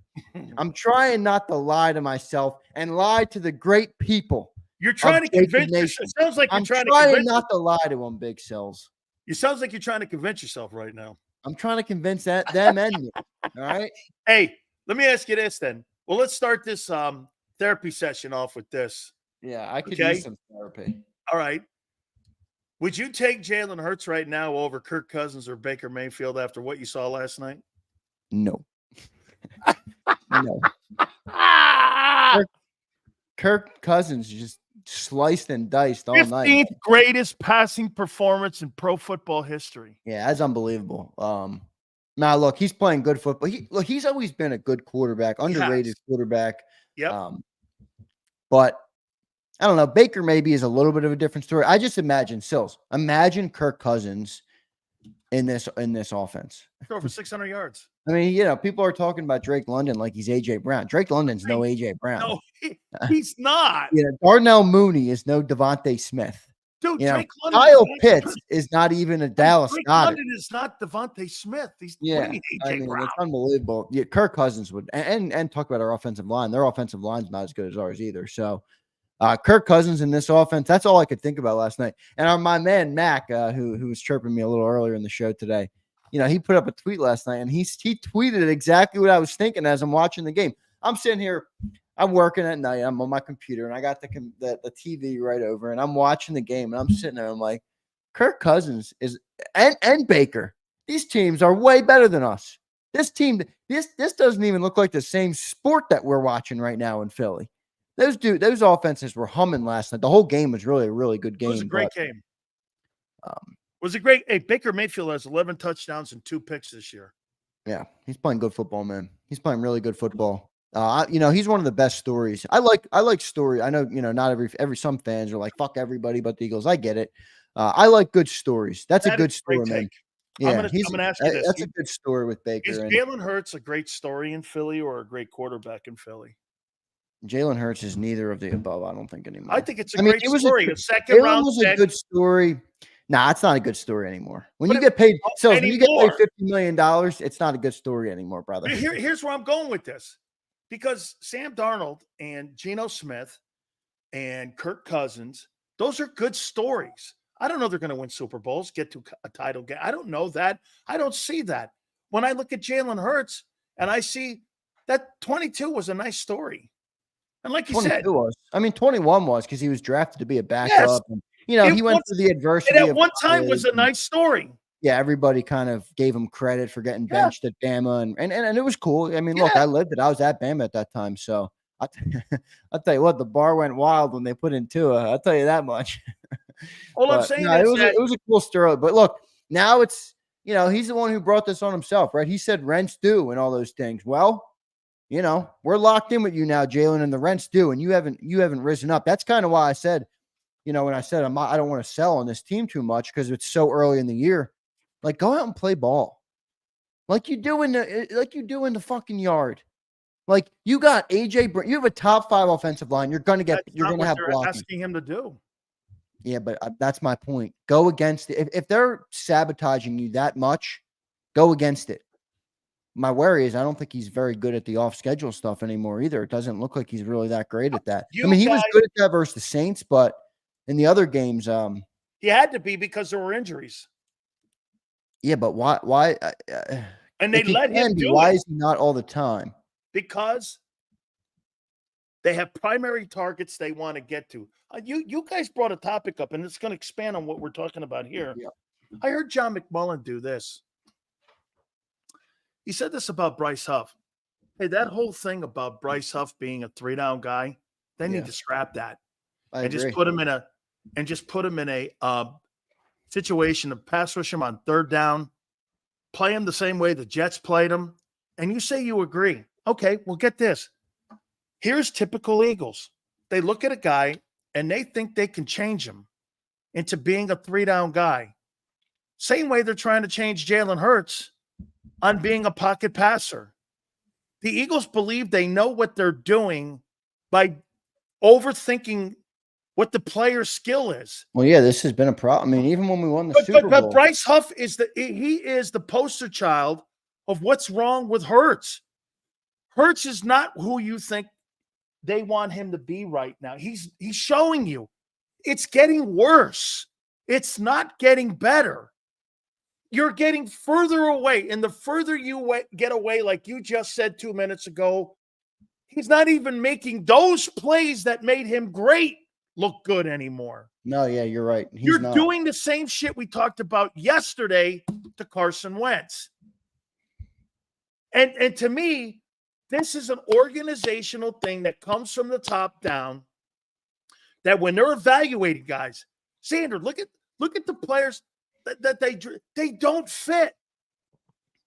One player, get this, AJ's not on the field, the entire offense falls to shit. Dude, that shouldn't be that way. I know. Especially when you're supposed to have a quarterback that elevates your team. I mean, that's what I mean. You know, I think they got good weapons down there in Atlanta. They don't have half the weapons that we have. They don't. I would take the Eagles' weapons over that Atlanta roster all day and twice on Sunday. Bijan is comparable to Barkley. Barkley's better though. Yeah, but Drake London and Darnell Mooney and Ray McLeod Sills are not AJ Brown and Devontae Smith. And not even remotely close. Not even remotely close. And he's making them look like they are because he's getting them the football. Kirk Cousins is very accurate. He's a good quarterback, but. To your point about changing everybody, yeah, I mean, look, that's what this organization believes. That's why they fired Doug coming off the Super Bowl. They felt like they were more responsible for the Super Bowl than any of the coaches or I think really even any of the players were. I mean, they view themselves. It's like they look in the mirror and they take a picture. It'll last longer. They have a picture of themselves hanging, on their mirrors. So it's weird. It's this weird infatuation with, and that's the other reason that they won't change because that they know it looks bad on them. They signed Bryce Huff. They're not going to, they probably won't let Vic change what they're trying to do with him because Howie, put his eggs in his basket with the free agency signing and it doesn't look good. So, and that's why he lies and says he's getting better. My worry with Hurts is bigger than just the changing of the style. Yeah, their confidence level's completely gone here. You said but even if because I was not debating him, but talking to Bob Brown about this in the post game show, which is great. Everybody should tune into that. I bring on some people from the chat and from JAKIB Nation who come on every week after our post game show. So it's really good. I enjoy it very much talking to JAKIB Nation. Akbar's obviously been great on there. I've had Abe on a bunch of weeks, so it's really, really dope. Everybody should tune in for that. But I was talking to Bob Brown about this. And he's like, they should have kept him at the RPO. And I think that's a fair line of thinking. But I don't think it's fair to expect that would still work today. The league catches up to things very quickly. Jalen was a one-read guy that year, and that's why it worked. So Jalen didn't have a high ceiling. He never had a high ceiling. Well, no, and you've been saying that. And, I admittedly thought the ceiling was a lot higher than it's proving to be. But I don't think him staying in the system that worked in 22 would be working today in 24, which is why I'm not living in that realm. I've always said it. At least you wouldn't be turning the ball over. At least you wouldn't be turning the ball over like you are. Well, maybe depending on how the defenses were defending it. But when I said to you, Sills, all off season about the passing yards and about Jalen Hurts winning the MVP and about Kellen Moore, what was my number one thing? He's going to make Jalen Hurts a better passer, a better pro-style quarterback, which is the last thing Hurts needs to add to his game to have a long career in Philly. We've seen none in the of league. That. Yeah. Right, in the league. We've seen none of that. None of it. So all of my expectations for Jalen coming into the year are out the door because they're not even using him like I thought they were going to use him or trying to put him in those positions. And when he is in those positions, he's got 7 turnovers this year? And they're all like, even that even that fumble last week. In 22, Jalen steps around Levante there and takes off. Absolutely. And gets the first down. There, he reset his feet and looked to throw, hesitated, and boom, the ball came down. Yep. So I'm, you know, and he's reckless in the pocket with that one hand. You're right. Maybe it would help the turnovers, at least the RPO, but I don't think we'd be a good offense, dude. You can't have a one-read offense, Sills, when you're paying $175 million. I almost might not be able to criticize the front office for not allowing that. You're telling me I paid $175 for one read and run? Yep. Well, because you have the wrong maestro. Yeah. You really have the wrong conductor here. Now here, I heard you say something else. Hook me up on this one here. All right. What do you think the Eagles need to work on during the bye week? Look at Barb telling me I'm on Lori's payroll. Barb, if you knew my real feelings about Jeffrey Lurie, you would never write that comment. I got some great behind the scenes. Come on, stories. Barb. I got some great behind the scenes stories on Jeffrey Lurie that I will save for another time. Good. Hey, Xander, what did you think they needed to work on in the bye? Yeah. Back to the question. Thanks for getting me back on track. A lot, everything. I mean, you know, everybody's talking about the defense, which they should be. Our defense is trash. And I understand that. Like I said, I'm concerned about this offense. I'm concerned about Jalen Hurts mostly about the offense. The defense is obviously a big problem. I will say that. I'm not going to dismiss that because every great quarterback in this league that goes the distance, that wins Super Bowls, does have the help of a good defense. Always. You know, Patrick Mahomes, why did he win his last 2 Super Bowls? Because Andy Reid said, Tyreek Hill, get out of here. I'm about to boost up the defense. The defense got great. Would you say also getting the ball out of the quarterback hands a little quicker? For who? Hurts? Some of the things to work on. Well, yeah, sure. Okay. That's one of many. You know what, Zan? I want you to stop with your evaluation there because everything you're right. Because I'm just going to go. You said offense, defense, Hurts. Get the ball out quicker. Well, how do you work on all that fucking shit when you give them a week off?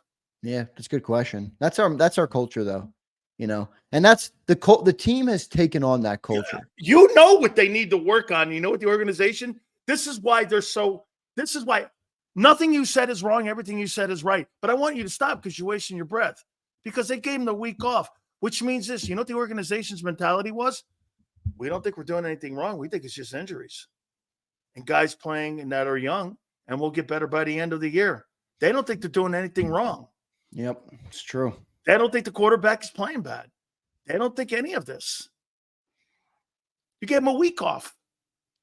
Hey, Xander, you and me are from the place where you went to school with a guy named Nick saying, hey, you think Nick would have gave him a week off if they get beat by Auburn going in? No days off, man. Hey, no.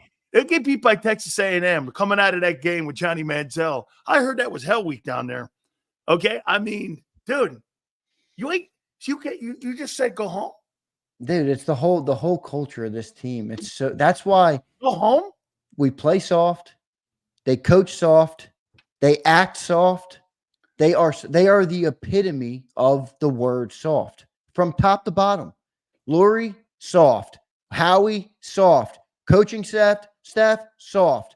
Quarterback, soft. Everybody is soft. Nobody wants, and I don't blame Jalen for that, by the way. I think Jalen wants to be coached hard, you know, but everybody is very, and that's why he came from Bama into that culture. It must be like a culture shock for him. Yeah, well, he went to Oklahoma after Bama, so maybe he got. Well, no, man, he probably got neutered there because they're soft there too. Under Lincoln Riley, too, so right.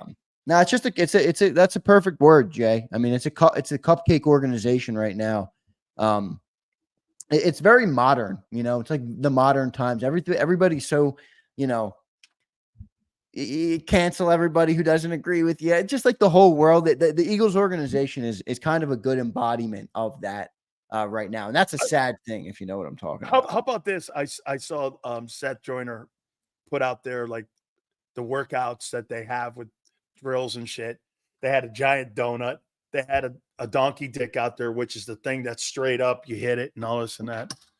And Seth's take was, how the fuck do you teach somebody how to tackle with. And they were just walking the drills and shit. And I'm going like, man, there is zero sense of urgency out of practice, man. There's no game tempo. There's none of that. I saw that video. I was like this, man. I mean, I asked Mike, see, and I'm biased because I was at a coach who won at every level and won championships at every level. And he's in the Hall of Fame at every level. And he used to say this, when you run the drills, run like you're in a game. And I used to go, why? He goes, because that's game tempo. Everything you fucking do on a football field has to be game tempo. So when you get into a game, the speed of the game doesn't shock you. And that's why that team starts slow. That's why that's in anything in life. That's not just in football. That's in anything in life. You know, you got to be prepared for the moment, or else it's gonna pass you by. It's gonna pass you by. Right on, man. Exactly. Yeah.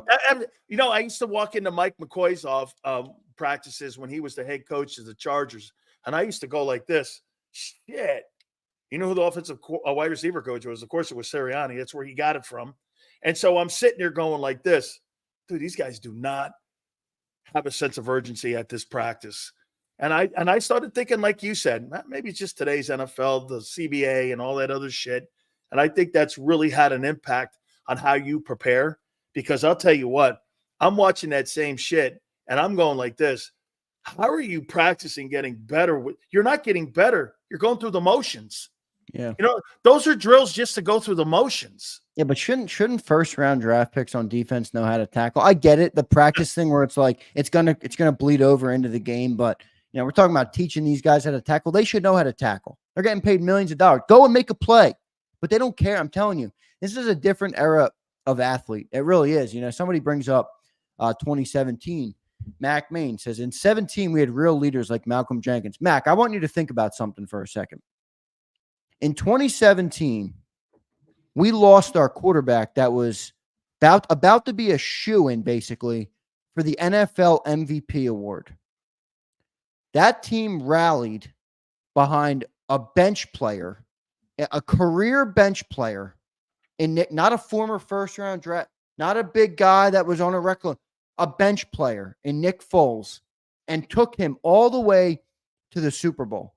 This team can't even rally around the best offense we've ever had in the history of the organization. They can't even rally around that.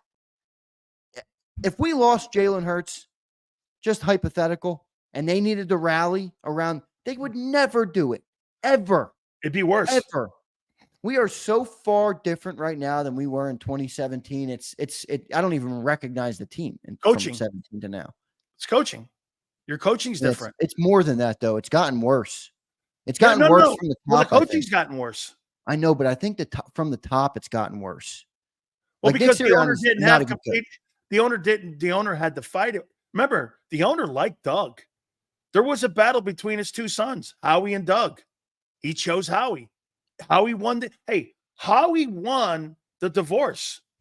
He got all the houses. He got all the responsibilities. He got all of it. Howie won the divorce. Anywhere. No way is that guy going anywhere. Dinner, I want to show you this here, and you tell me. I don't think this is just an Eagle thing. I think this is a league thing here. So I went back in the last 10 years and looked at the Super Bowl winning quarterbacks.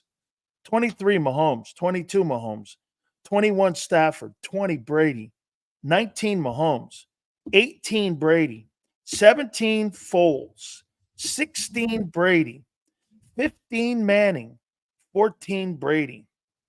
Can you win a Super Bowl with a guy who's not an elite player at that position? Foles is the only guy. Yeah, and like I just said, that was give credit to Doug, give credit to the leaders on that team, and give a lot of credit to Nick, who obviously stepped up. But you know, you don't rally around a guy like that without. Don't you think Foles had an elite moment? Like, yeah, well, he did. I mean, for a game, for a 3-game span, he was elite. Don't you think? Right? Don't you think Foles had an elite moment in that 17th season? Shit, I thought the same way Hurts Super Bowl. The same way Hurts had an elite season in 22, and that's what it is. That's the best it's ever going to be. Was elite. If you want to talk about elite though in a big moment, I will give Jalen that. I thought he was elite in that game. Now you can't be elite and have a turnover. That was a bad fumble. But my point is that's not sustainable. Yeah. Because Hurts is not an elite player. He had an elite moment, like Foles had an elite moment. These Man, other guys that's the last 10 Super Bowl quarterbacks you just gave me? Yep.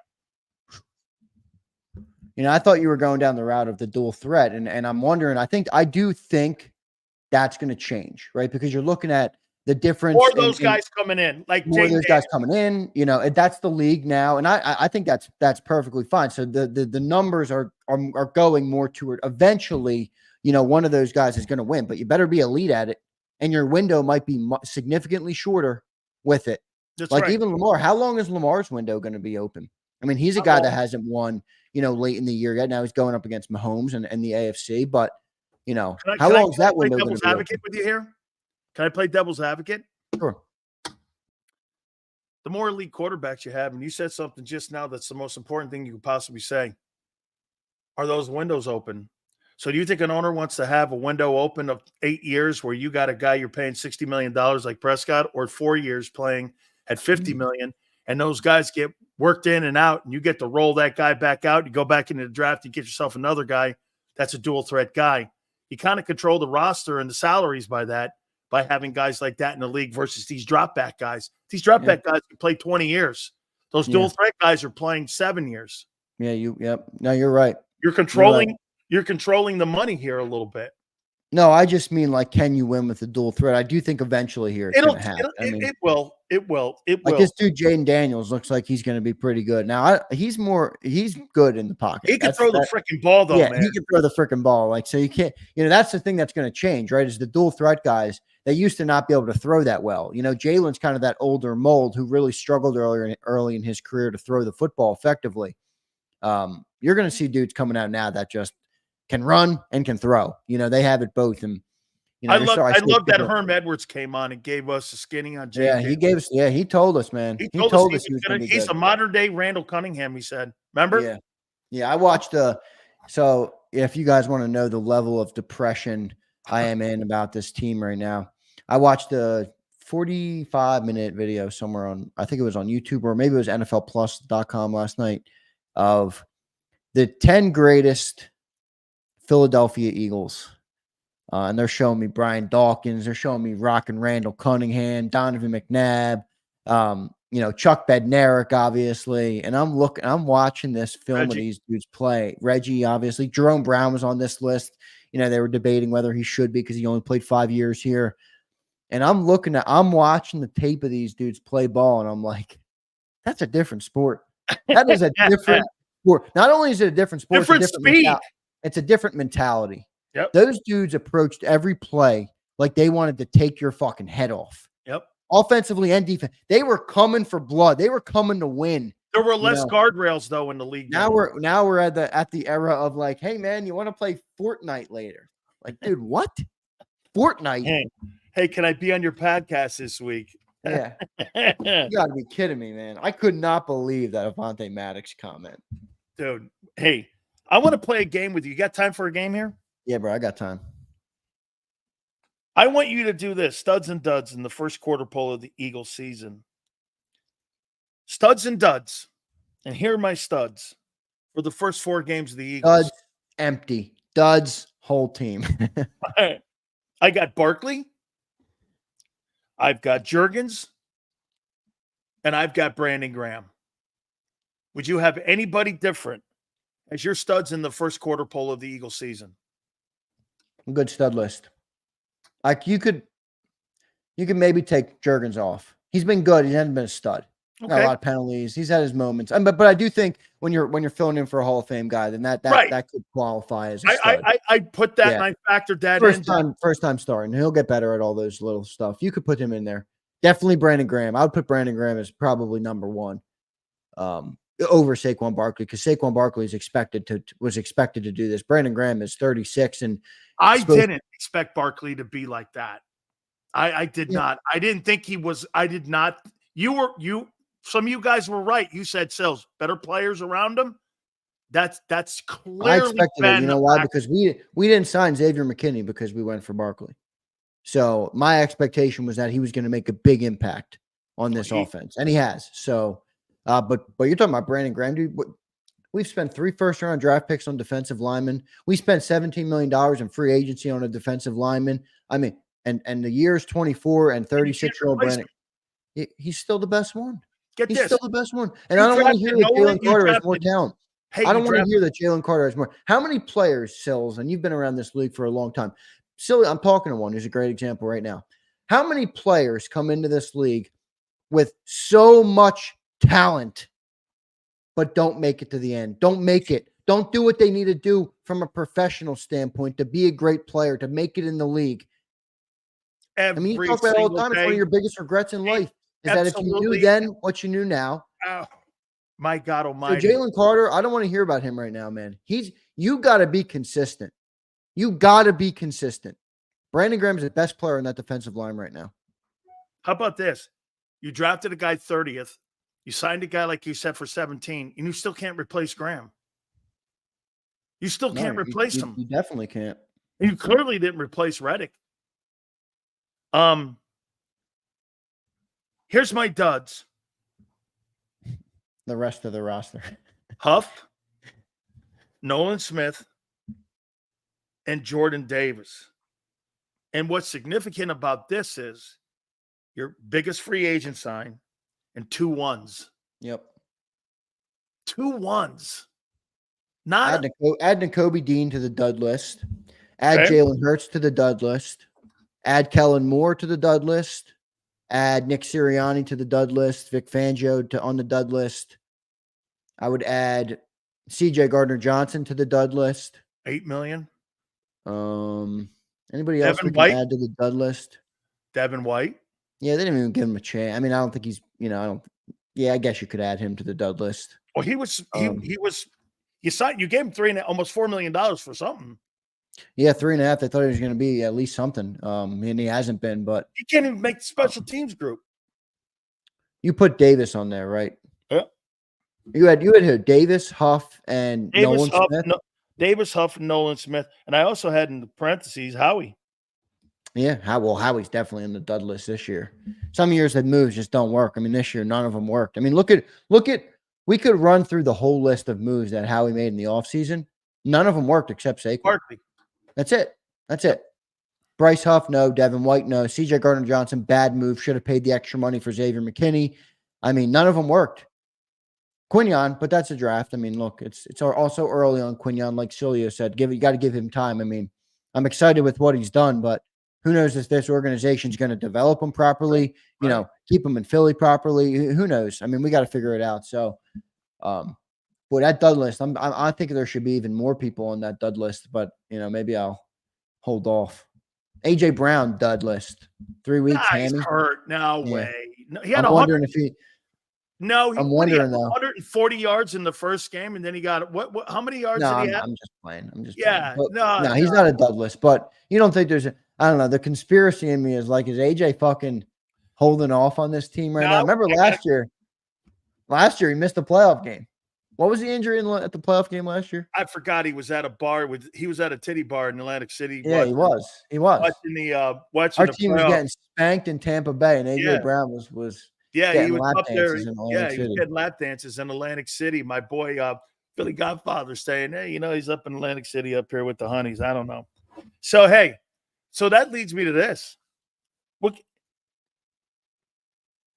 Do you think this is going to end well? I think it has the chance to end well. But here's the thing. It's still early. Absolutely. Go back to your beginning. Still early. And you could, and look, we could be 3-1 right now if Saquon Barkley made that catch. Absolutely. Now, we were never beating the Bucs with the way we played, so I'm not even going to throw that in there. But if Saquon makes that catch, you're arguably talking about a 3-1 team right now. The conversation's probably a lot different. I'm probably still sitting here telling you, arguing with Sileo about 13 wins, Jalen Hurts being the MVP and all this bullshit. But it doesn't look good right now. And if leaders step up, if men step up, you need a real leader, a real alpha dude to step up and hold these dudes accountable. Like, I don't know this to be true, but if Avonte Maddox left that locker room on Sunday or has gone through this week and no leader on that locker room said, yo, dude, this is unacceptable. You don't get torched in a game and have that mentality. That's not winning football. That's not how we're going to win. So if they have a leader in there who's holding people accountable, which I'm not sure if they do, maybe they can extract the amount of wins that we're looking for out of this roster. But if you don't have it, I mean, your foundation's cracked. You're at the risk of the whole thing I'm going to give wiping out. you a little insight here. If Jerome Brown was in that locker room, Oh my God, and that guy was doing that shit, I've seen Jerome fight people in a locker room. Yeah, I believe it, man. And he was not ever going to tolerate that. Jerome may have taken a few plays off, but one thing that Jerome did, he started becoming more mature after his rookie year because of what Buddy's influence was on him and Reggie's influence on him. He became better at that. And I promise you, man, I mean, Andre Waters, Xander, I'm going to show you this. Andre Waters is the kind of guy, if you started fucking with his pencil on his desk, he might punch you right in the head. Because he would take that as an insult that you were, or like, can you imagine a guy talking shit out there to an opponent? And again, I think I probably sound like old man here. Andre Waters would have fucking beat him up in the middle of the locker room. Sills, maybe we need some old man right now. Maybe that's really what we need. Everybody's like, oh, old man, get off my lawn. Well, maybe the old men know something. They've been around this sport. They've been around this world a lot longer. What do you think Brady's an old man? Brady acts like an old man the way he told Mayfield, hey, Mayfield, you want to have fun? Hey, you want to have fun? I thought championships. Exactly, Mac. We need old school. That's Mac. I've learned that from doing my show. I sat on here and all year, I'm all off season. I'm telling Sileo, oh, you're wrong. You're bombastic, Sileo. And, the Eagles are going to be great. Look at all the off-season moves. And, now I'm watching this thing unfold. And I'm like, well, Sileo told me the defense was going to suck. Sileo told me that Jalen Hurts is what he is. Sileo told me we got a coaching problem. And that's where I'm like, is the old man get off my lawn or is he just right? We need more of that. I think we need more old school. I think we need more, winning mentality, man. We don't have it anymore.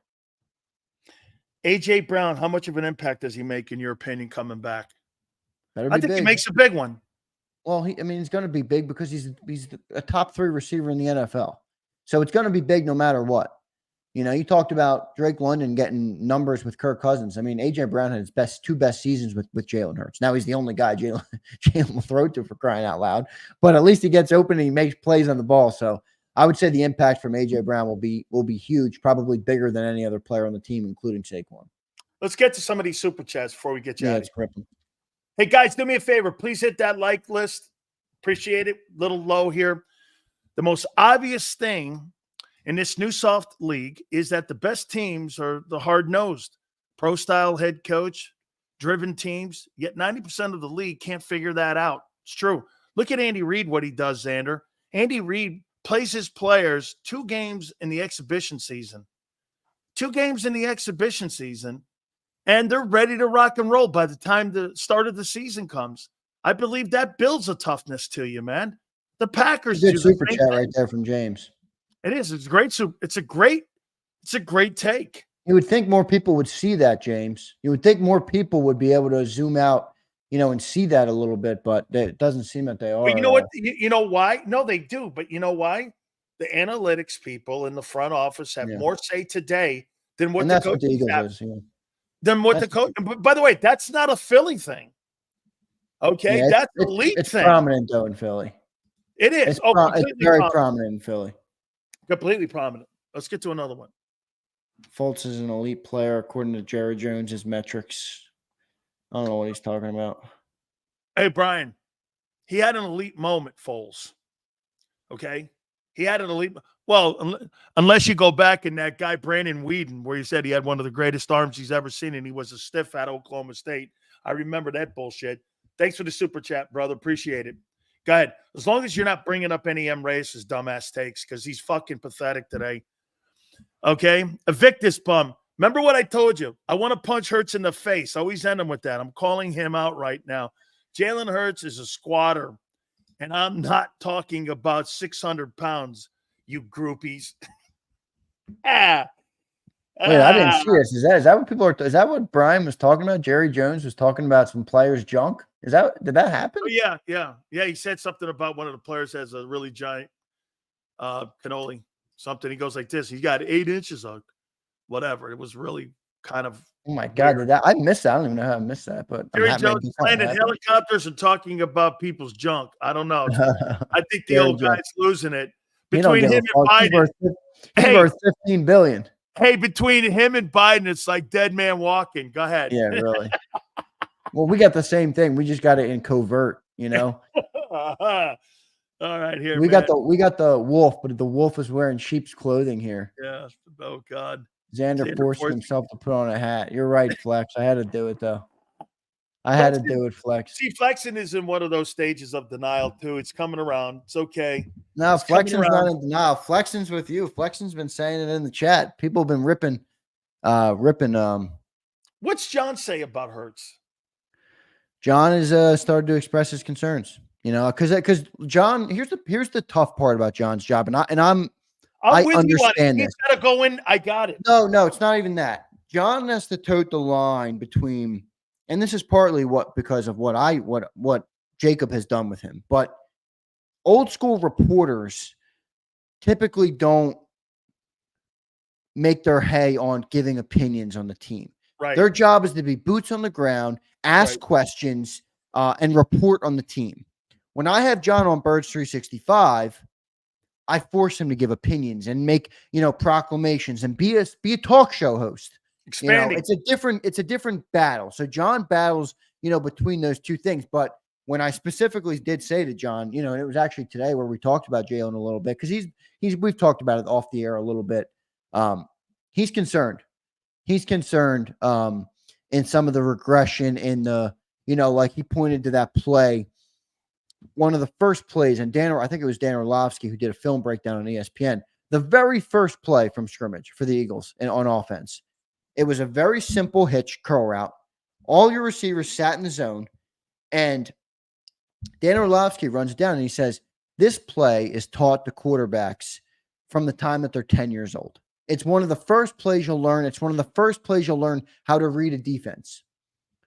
Jalen is supposed to read it inside out.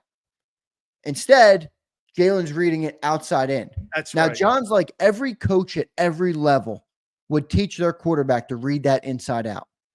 Why is Jalen reading it outside in? Like, we're not talking about being a great pro quarterback. It's an easier we're read talking that about way.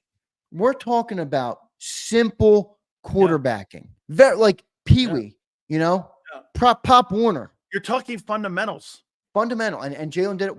And John's like that. That to me, that's a red flag. Why is he reading that simple play? Not only a simple play, the first play. He knew it was going to be the play before he got walked out in the field.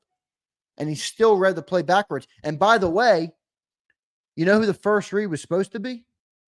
Dallas Goedert.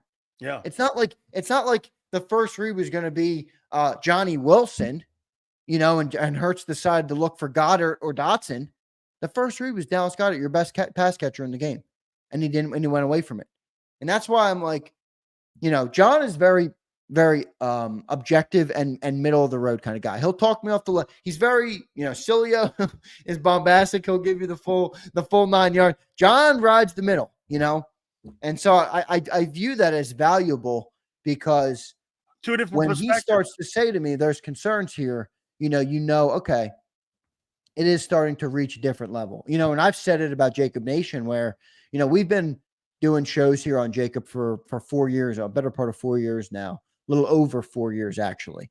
Our fan base has always been on Jalen Hurts' team, been in his corner, rode with him. And I was with you. I was behind the scenes at the time, working on the controls and not on the shows, but I believed in him too.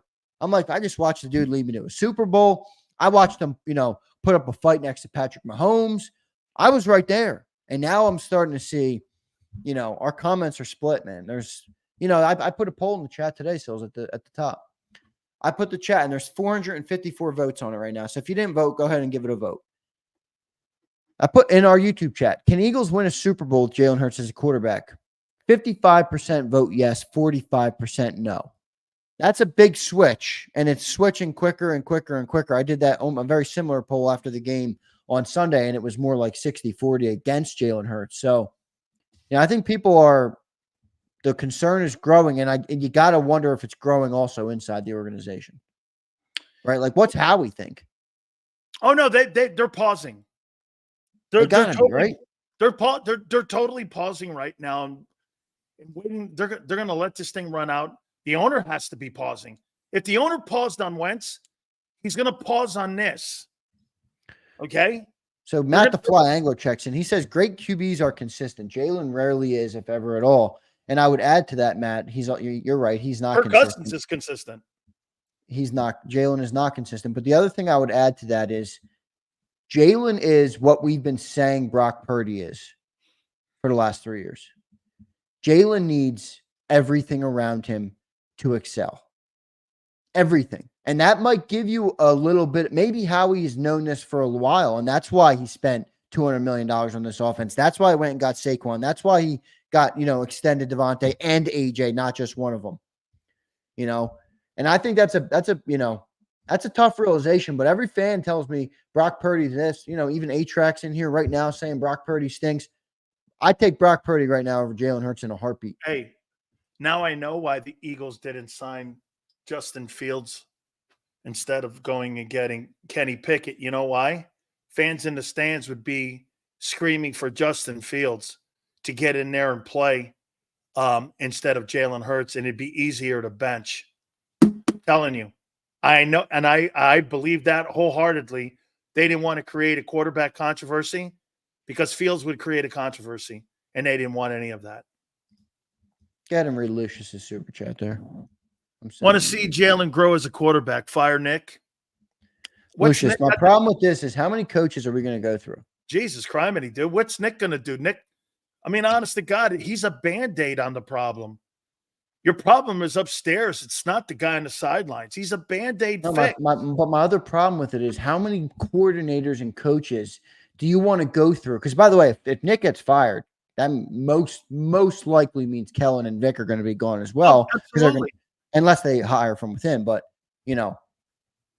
at what point, Lucius, do we look at the common denominator of all the coaching issues and point to the quarterback? So I get it. It's easy as hell to scapegoat the coaches. It's an easy thing to do. They're not drawing it up right. All that, I get it. But at some point we're going to have the conversation, of it's the guy, it's the engine to this thing is wrong. It's not the tire's not blown. You got a blown engine. I learned one thing today. Okay. Scuds nad. You know what that is backwards? Dan sucks. I've learned now that Jalen Hurts is dyslexic when it comes to reading defenses. He reads everything backwards. So the new excuse will be he's got dyslexia. So it'll be the coaches, the system, dyslexia, the field. Pick one. I'll tell you what, man. He's got fucking dyslexia. Holy shit, I'm going to tweet that out. There we go. Jalen Hurts has got dyslexia. He's reading the defenses backwards. This guy fucking blows. Oh, God. You can't get me to say that. Prince Cali checks in. The only thing that hasn't been consistent is the coordinators. Prince. It's never going to be. Prince, let me just say this to you, brother. They had us all believing, me included, that Brian Johnson was the dumbest dude to ever grace a coordinator position in the NFL. That dude's now, I know he's not a coordinator anymore. That dude's QB's coach and pass game coordinator in Washington. And Jaden Daniels looks way better than Jalen Hurts right now. Way better. Not even in the same league right now. Hurts is the third best quarterback. It's going to be the same thing this year, though. Last year was Brian Johnson. This year it's going to be Nick Sirianni or Kellen Moore or so. If you want to play that game and go through another coaching staff and go through the whole 9 yards and see it again with Jalen, I mean, I guess you can. The truth is, Prince, that's what's going to happen because they're not moving on from a $120 million dead cap hit. So Jalen's going to be here. The easy thing to do is scapegoat the coaches because they're easy to remove. You can $3 million or $4 million for a coach. You can fire them in a heartbeat. We can't move on from the quarterback. I'm hiring Munkin. At least good. the guy. That's who I liked. I mean, I like it because of the Yeah, similarities yeah, and dual threat. right. I'm hiring that guy. Hey, Barb, you know as well as I do. You ain't marrying Hurts now, man. He's a third team or he's a second team guy, man. You know, you're gonna marry Cousins or Mayfield now. You ain't dating Hurts. Hurts is yesterday's news. He's dyslexic too. I don't know. He is worth a lot of money. Hey, by the way, congratulations to you, Xander. You guys paid out $255 million to Jalen Hurts and to Carson Wentz, and you fucked both of them up. Pretty impressive how you can do that, man. Both got the Super Bowls. 1-1. It wasn't my money. Barb's saying I'm on Lurie's payroll. Barb, if I was on Lurie's payroll, I don't think you'd be hearing from me. You're all on Lurie's payroll because of those exuberant ticket prices you pay. Somebody pays them prices for them salaries, and it ain't him. True. Hey, are you kidding me? This is the greatest off bye week I've ever seen. Can I ask you a question on my way out? Yeah, please. What would be Hurts' trade value right now?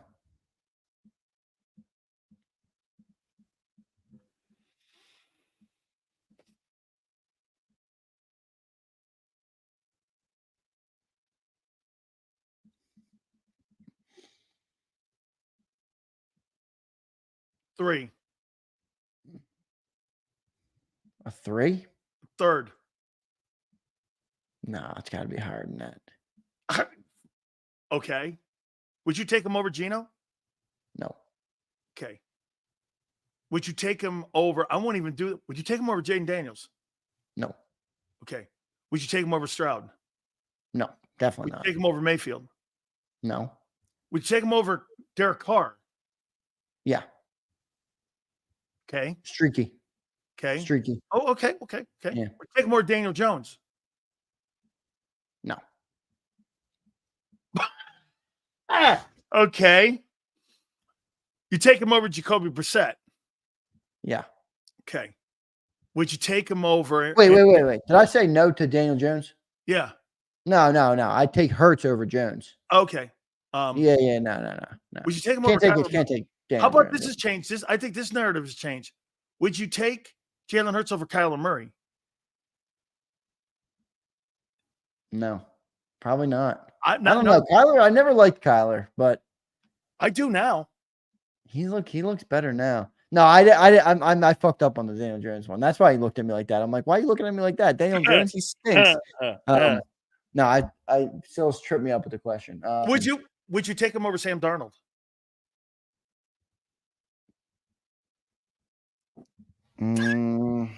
Sam Darnold looks good right now. Okay. Sam Darnold's got 11 touchdown passes right now. My man's slicing and dicing. Remember what's factored into this conversation, everybody. Where you're playing now. We got A.J. Brown, Devontae Smith, Dallas Goedert, Saquon Barkley, and the top 5 offensive line. $400 million offense. Absolutely. You can plug in a lot of quarterbacks that will look good on this team. Boy, I would take almost everybody. You would take Hurts over Deshaun? Deshaun Watson? Yeah. Probably. Deshaun hasn't been good. I wonder how good he'd be with our line, but we're going to find out after the bye. Yeah. Against your defense, how good this is all going to be when he gets Chubb back. How about this one? Would you take him over Trevor Lawrence? Yeah, I'll take Hurts over Trevor. I've always thought Trevor was a little. I mean, look, he's got a big arm and stuff, but maybe it would look better with our offense, but I'll still take Jalen there. Would you take him over Andy Dalton? Yeah. Andy fucking Dalton. I'm comparing this stiff to now. Hold on here now. Hey, this is too stupid. I mean, remember guys, remember when we used to ask a 41-year-old Aaron Rodgers? No, I'm taking Aaron Rodgers. Are you kidding me? With Aaron Rodgers on this team, we're going to the Super Bowl. You're winning the Super Bowl. You're winning the Super Bowl with Rodgers. You're winning the Super Bowl. Dude, this team might win a Super Bowl with Kirk Cousins. Correct. Kirk Cousins would look You might win a Super Bowl with Baker Mayfield. Yeah, well, the way Baker's playing now, Baker's really playing good football. So you're not taking Jalen Hurts over Geno Smith? No. Why would I? I'm not saying you're wrong. I think Geno Smith's playing great football right now, delivering the ball on time, on target, good thrower of the football, reading the defense well. I mean, he's processing the game. He's playing football at a high level right now. You got to give the guy credit. You know, he was a. Would you take Jalen Hurts over Gardner Minshew? Yeah, I'll take him. I don't think Minshew's a. I don't think Justin Herbert. Take Herbert. Hey, so there's probably about 5 or 6 guys in the league that you could trade him to. Like, and we're out of time. We got Jason Cole coming up, but where's like Hurts ranked right now in the league? New Orleans. He could this play. Is interesting. I've been thinking about this, and I haven't said it. I haven't said it on the show. Bryce Young to the Eagles?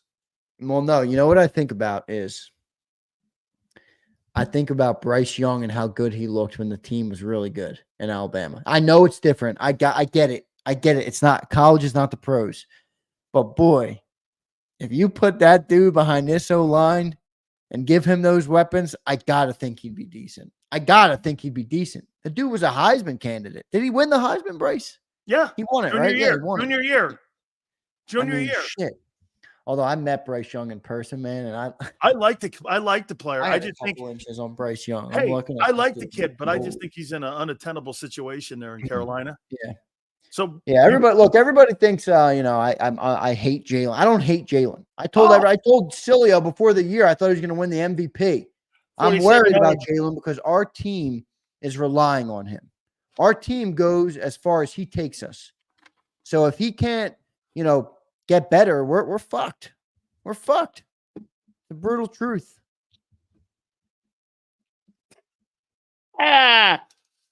Case closed. How you feeling? Now he came in all optimistic. Now he walks out of here going like this. Fuck. I'm feeling good. We're 2-2. We should be 3-1. Oh, that ain't. Hey, keep telling that to yourself, man. You better write that on your hand, man, and keep looking at it. Got so many problems, though, man. Oh, it does. They got so many problems. And there's so many of them that are self-inflicted. Yeah, they are. They're not. No leaders. We got all yes men. You put the talent together, man. You put it there, and you start running down the names. You got players here, man. You do, but you know what you're doing now? You're playing chess when you should be playing checkers. And you have a different board, you have a different mentality. The owner's too involved. I mean, it's too much bullshit going on. And you got a worm of a coach. The general manager's all over the place. And again, it's because he's a fucking gate. I mean, I didn't say that, but I mean, it's what it is. It's Brandon, it's a good thing you can't tell me what side to be on, brother. I'm my own man. I'll do whatever the fuck I want, Brandon. So thank you very much. Xander's not in a very good mood right now. Lucky for me, Brandon, your opinions of me don't cash checks, brother. They don't pay the bills. They don't do anything I need to do in life. So you can cry all you want. We're talking about the Eagle football team. I care about this football team. I want this team to win for the city. Me talking about the problems should be the least of your worries. You should worry about the damn team like I am instead of worrying about what I got to say about them. Brandon. Xander got Brandon. Fuck you, Brandon. Sorry, buddy. I appreciate you being here, but I mean, seriously. Yeah, Brandon, man. Sorry about that, dude. Holy shit, I'm on the other side of this now, dude. I've been an Eagle fan my whole life. I got one. Wait. I've been an Eagle fan since I was born. I grew up in this city. I still live in this city. And because I'm concerned about the $200 million offense that's underperforming and our shitty organization that's having major issues right now in the last year and a half, Brandon wants to tell me I can't be an Eagle fan anymore. Oh, Brandon, fuck you, Brandon. This is too freaking good here, man. I mean, what a stupid comment. I get it. You can disagree with my opinions all you want, but don't tell me to not be an Eagle fan. What up, fellas? We came out of the bye with a loss. Get ready for everyone to turn on Jalen and Nick. Yeah, you're right about that, Sula. Hey, Nick's already out the door. Jalen's right now with 1 foot out the door. All right, Xander, we got to roll here because we got to roll, man. Homeboy coming on the other side. Thank you so much, my friend. Are you doing anything this weekend? I'm gonna try and do a show maybe on Sunday. I don't know. I'll do something. I'm gonna try and do something on the channel. I got a lot of clips I'm gonna post up from the shows. I'm working this weekend. I'm working on the JAKIB merch and everything. So a lot of fun stuff going on at JAKIB. So I'm excited to launch it, man. Some of the merch looks really good. Shout out to Abe who's been writing me up. Akbar, I'm working on the bum juice design. Akbar, bum juice is no longer just Jalen, man. Bum juice is the team. The team is bum juice. So a lot of fun stuff though happening. I'm really excited with everything that's been going on. JAKIB Nation's been showing out. So I'll try and do a show though for sure. All right. Xander, we'll catch you on Birds 365 on Monday as well. Thank you so much, brother. Thank you, Big Sills. Appreciate everybody in the chat, including you, Brandon. Appreciate y'all. See Guys, do me a favor. Hit the like button. Our friend Jason Cole, our national football reporter, is going to be right around the corner. Keep it here, National Football Show. If you missed any of today's show on the JAKIB Media channel, listen to the podcast on your way home. Available on YouTube, Apple, and Spotify. He's blocked well and tries to cut through the middle. Oh! Your gut says Miami is going to win, and you should take the over. Your gut also said your NFT selfies would only go up in value. They didn't. But your head is on Sports Grid and knows the QB is in concussion protocol.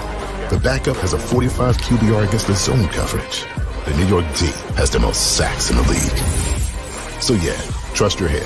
It's smarter to be on Sports Grid.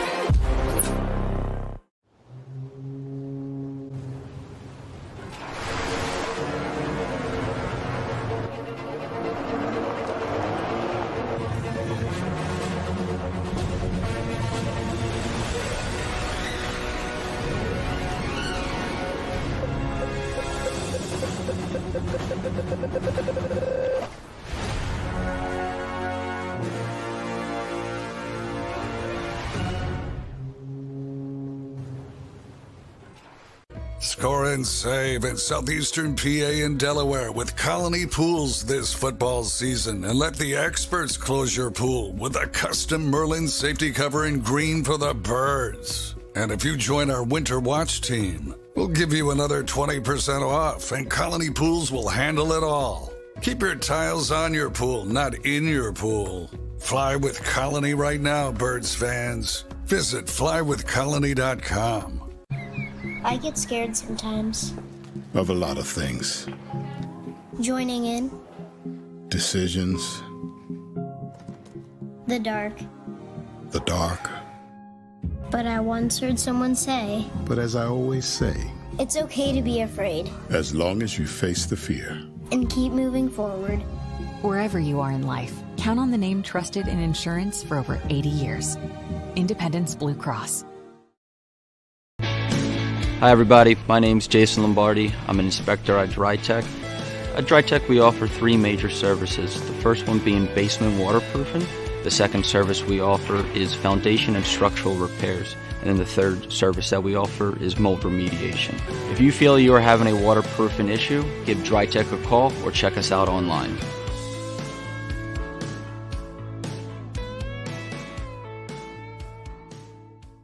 Heading down the shore, have a ball once more. Here, imaginations run wild and time stands still. Because here, you can find the best of the Jersey Shore, all on one 5-mile island.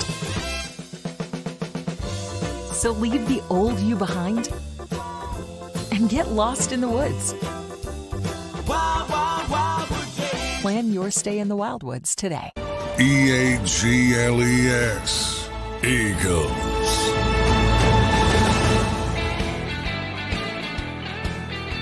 Big Hill National Football Show. Please hit the like button. We appreciate you guys all coming aboard. Thank you again. That was a heck of a football game last night. By the way, Jason Cole will join us here in a couple minutes. We'll get Jason's thoughts. By the way, the new Hall of Fame guys just came out. I don't believe that Eric Allen, he might be on that list when it comes to the Veterans Committee. I don't believe he is on that list when it comes to the new veterans guys. There's about 60 guys that ended up being put on that list. So, bunch of players, by the way, were put on that list. I may think Randall is. 60 names on the Veterans Committee. I've had my differences with the Veterans Committee when it comes to the Hall of Fame. But Chuck Foreman, by the way, I believe is also on that. So, yeah, here they are here. The names. Quarterbacks, Ken Anderson, Charlie Connerly, Romy Gabriel, former Eagle, Jack Kemp, and Jim Plunkett. Any of those guys, Hall of Famers. By the way, guys, please hit the like button. Jason Cole will join us here in a couple seconds. Hopefully. Running backs, Alan Amici.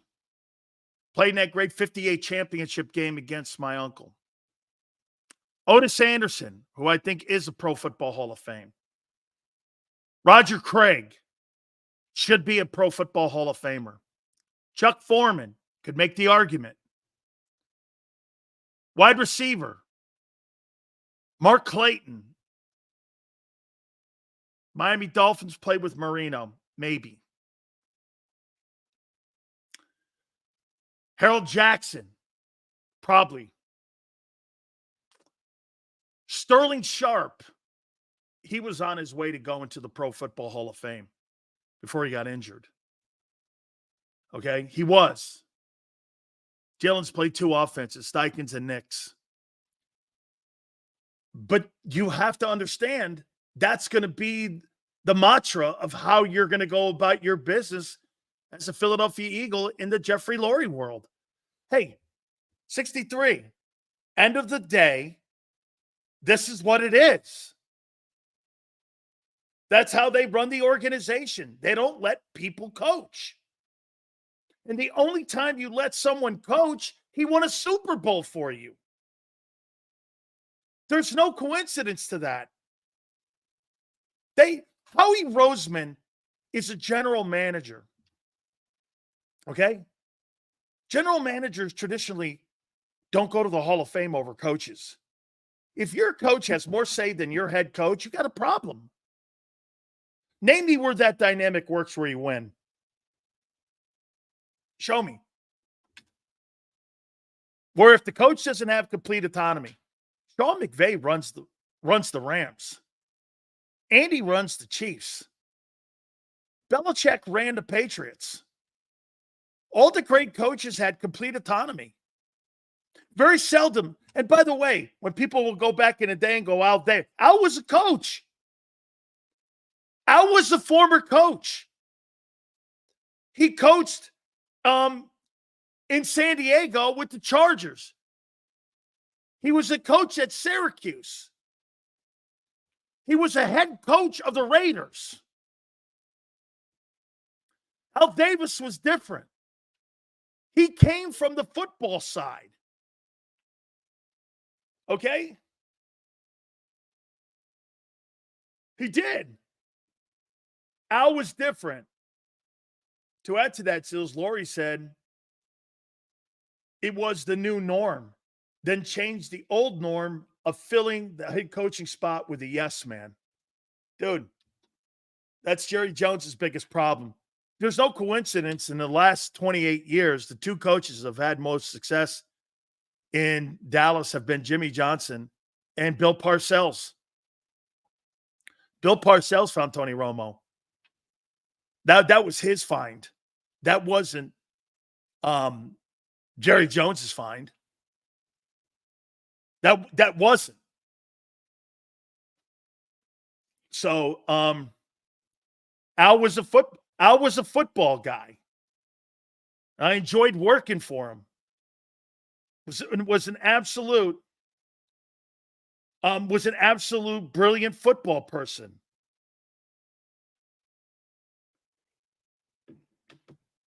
Hit the like button, guys. I appreciate it.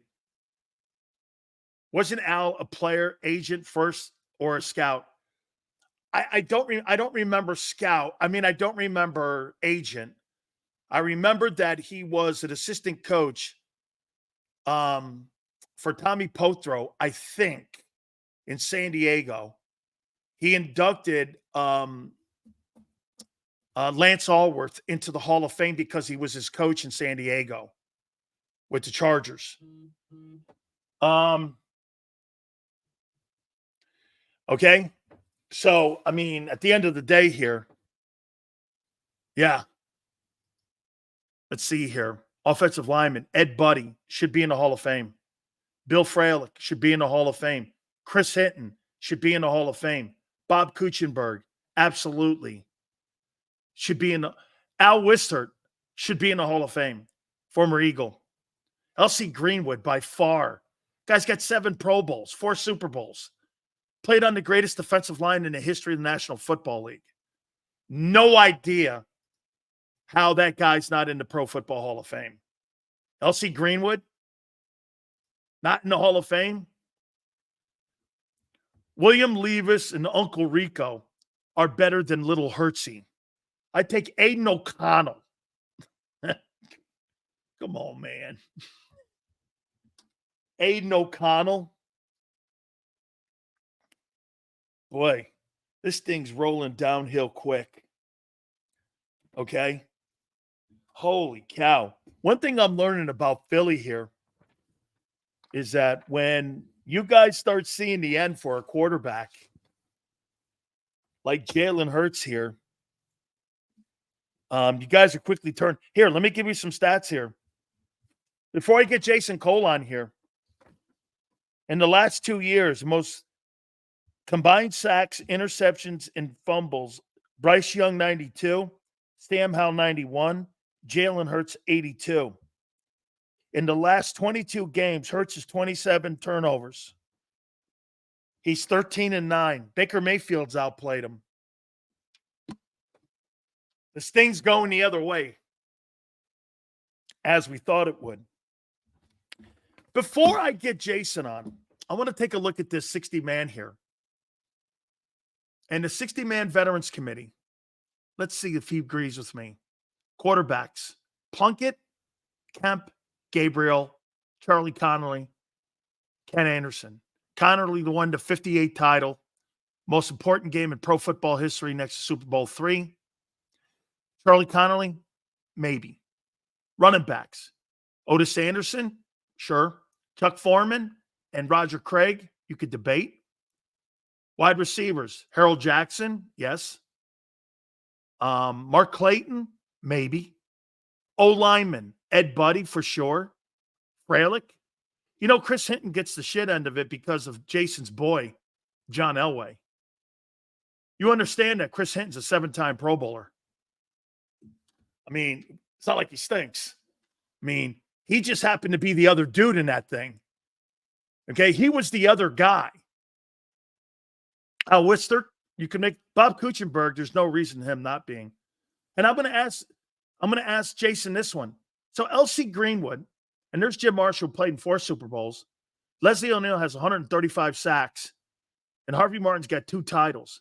But here's L.C. Greenwood, 6 Pro Bowls, 4 Super Bowls, and he played on the greatest defensive line of all time. He's not in the Hall of Fame? Oh, I see, because he played with other good guys. Hey, man, I guess.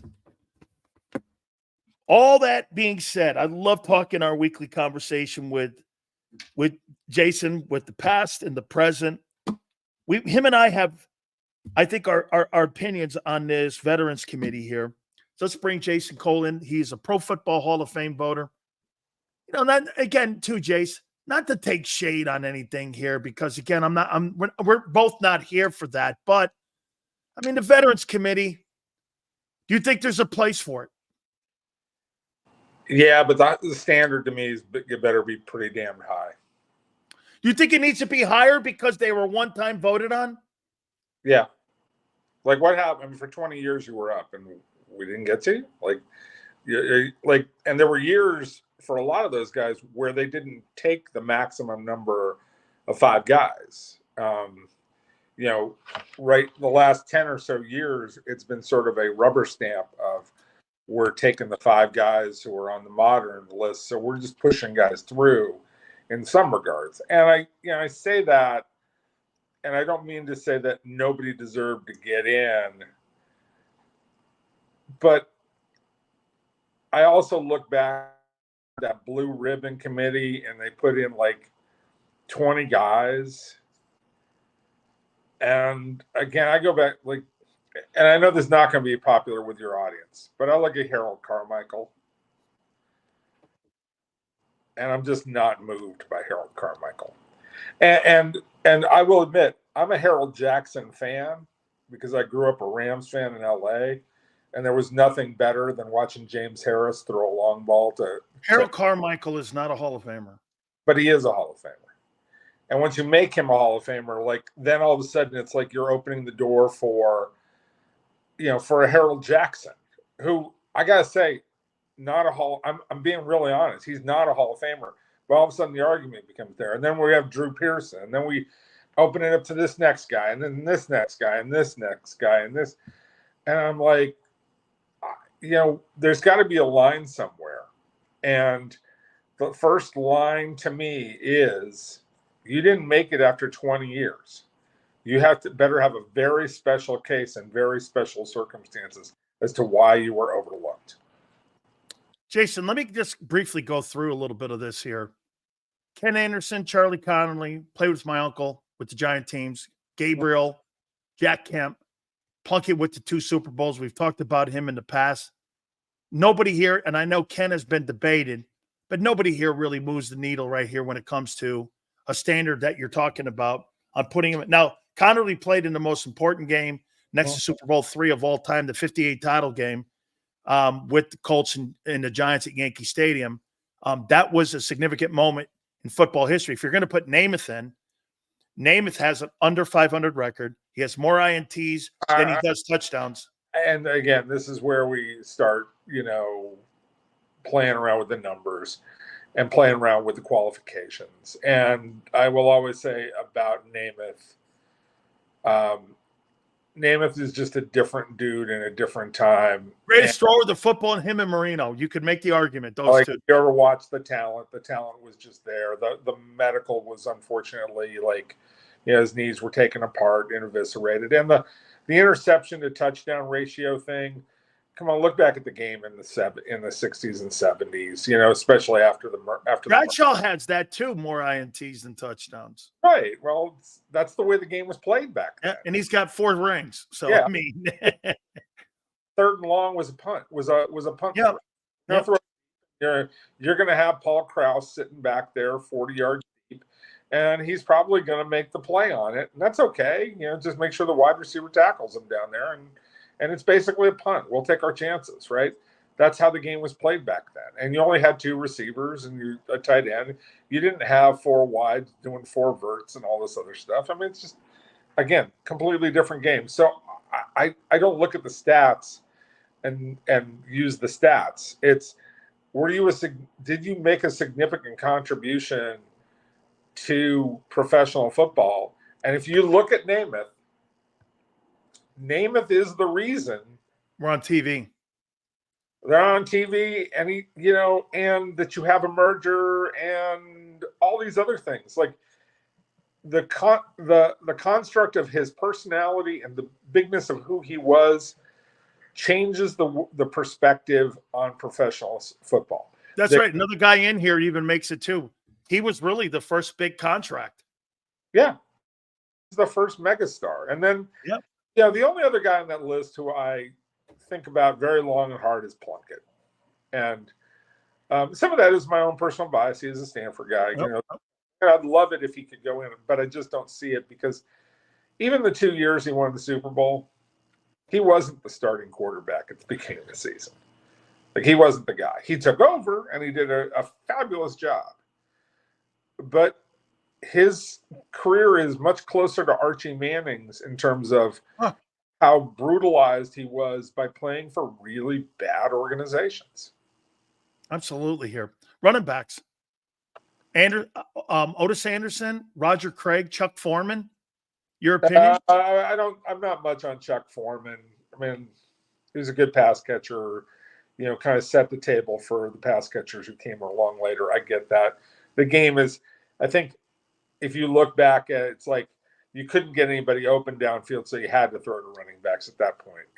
It wasn't because of some fabulous amount of talent on Chuck Foreman. He was the second most important. Now I'm biased too because he's a Cane, but he's the second most important offensive player in that Viking team that went to 4 Super Bowls. With Tarkenton, McTinglehoff. Okay, right. All lineman guys. Ed White. Sammy White. Like there's some guys on that team. I'm not saying Foreman was not important. But it's just not. I'm not moved. Roger Craig needs to be thought of. Yeah, absolutely. It needs to be discussed. And Otis Anderson, O.J. Anderson deserves to be discussed. I think that Roger Craig is probably a slightly better player. But O.J., if we really take a good look at the St. Louis years, they were amazingly. His first 2 years, he led the NFL in rushing. His rookie season had 1,600 yards. Second year, he came back with 1,400 yards. So in the first 2 years, he had $3,000. Back in an era where everyone knew the running back was there. He was the NFL MVP. He was the offensive player of the year. Then, as you said, JC would go on. He's a 10,000-plus yard rusher, and he's got a Super Bowl MVP to boot there, too, to put that on top of that. I mean, he's a 2-time world champion. So, he had an amazing career. Another guy who is it because it was segmented, though, that where, like, he was there, and then he went away, and then he came back, kind of? Kind of. That's a little bit of it. And really, his best years are unfortunately not in New York. They're with the bad. They're with the Cardinals. They're with the Cardinals, who are kind of sleepy organization in St. Louis, not Arizona, actually, too. Right. Exactly. There's one other running back who I think you should take a look at sometime. Ernest Biner. Okay. If you really take a good look at the stats and what he did, played with my cousin in Cleveland, and.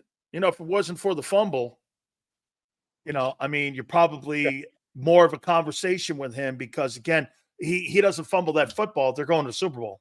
Right, but then he comes back, and when he's playing for the Redskins, yep, he's amazing with the Redskins. He's a great player. He really is a great player, and he doesn't get the discussion that he deserves to get. How about this here? Receivers, which is always one of the tougher classes for you.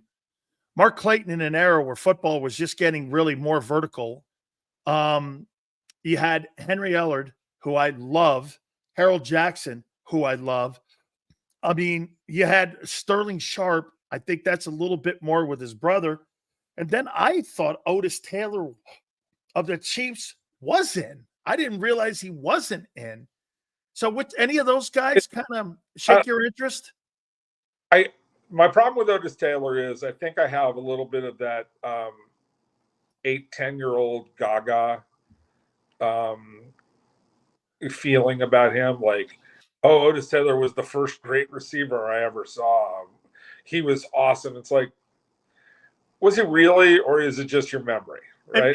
It was the NFL films that blew him up too with Schramm on the sideline. Otis takes that touchdown in versus the Vikings in the Super Bowl. So as a kid, you and me are going like this. Wow, this guy, was he really great? Or was it Ed Podolak that was better? I get it. I got to do that. Again, Harold Jackson, I talk about fun player, one of my favorites as a kid growing up, not a Hall of Famer. Frankly, I didn't really think that Drew Pearson was a great candidate as a Hall of Famer. And which, again, that's why I always say when we put these guys in, it changes the standard. Who else did you have? Henry Ellard. He's been discussed. Harold Jackson, too. Yeah, Harold Jackson we talked about. Who was the one other guy that you brought? Sterling Sharp. Sterling Sharp has everything, except he doesn't have, like, longevity. And Terrell Davis. is Terrell Davis has such a huge postseason resume that unfortunately Sterling doesn't have. But if you look back at it, if he had played 3 more years at even just like league out, like slightly above league average, would he have been a Hall of Famer? Probably. He was that good, but he doesn't. That's sadly the way it goes. Offensive lineman here, Buddy, very Bill Fralick.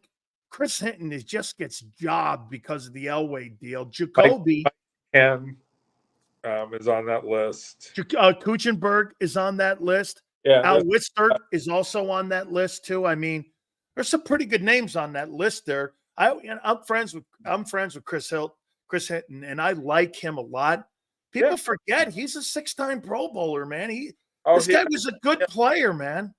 He was look. I'm not saying he was worth Elway, but he was a damn good first-round pick. He lived up to being a first-round pick. Absolutely, and he paid off more than a first-round pick. You know, they way more than your typical first-round pick. Chris Hinton had a terrific career, and who was the crazy old coach of the Colts back then? It was March Brodem. No, it was the guy from Arizona State who was with. Frank Kush. Yeah, it's Frank Kush who picked Chris Hinton, and so Frank Kush liked Chris Hinton a lot. And Frank Kush didn't get a lot of things right in Indianapolis, partly because the owner was a train wreck, mostly because the owner was a train wreck. But Chris Hinton, he got right as a player worthy of being in that trade. Absolutely, man. I mean, but yeah, he was a great player. How come L.C. Greenwood's not in the Pro Football Hall of Fame? It's a good question. I mean, but like what you got the 2 linebackers, you got corner, you got 2 of the safeties. I mean, Mel Blount. You got Mel Blount in there. You got Lambert. You got Lambert and Donnie Ham. Mel Blount, Donnie Shell, Jack Ham, Mean Joe, Jack Lambert. You know, we go to the offensive side, the center. Webster. Yeah, Webster's center. Almost all the skilled guys, both receivers and running back. Both receivers. And quarterback. The coach. The GM. Not the GM, but the talent guy. The top scout. Like how many more guys from that Steelers team get in? And he falls in that room where, hey, can't put all of them in. Like the Packer teams of the 60s. Here's one of those things I come back to. See, I hate that though. And deservedly so. But I think there are 13 Packers from those teams that made the 60s. And I always go back to, the rosters were only 40 man. That's crazy. So you're telling me that it was 13 includes Lombardi, obviously. So you're telling me that 12 of the 40 guys, and I'm not exactly that, but you're telling me that 12 out of 40 guys are Hall of Famers? And most of them, Lombardi didn't get this. Most of them were there in 59 when he showed up, Jason. And when he ended up taking over in 1960, Lombardi had taken over. I think it was, let's see if we can reconnect here with our friend Jason Cole here. I think if I'm not mistaken, almost the majority of those guys who ended up going into the Pro Football Hall of Fame, they were already there, and they had only one game. And then the next year they had their first winning season.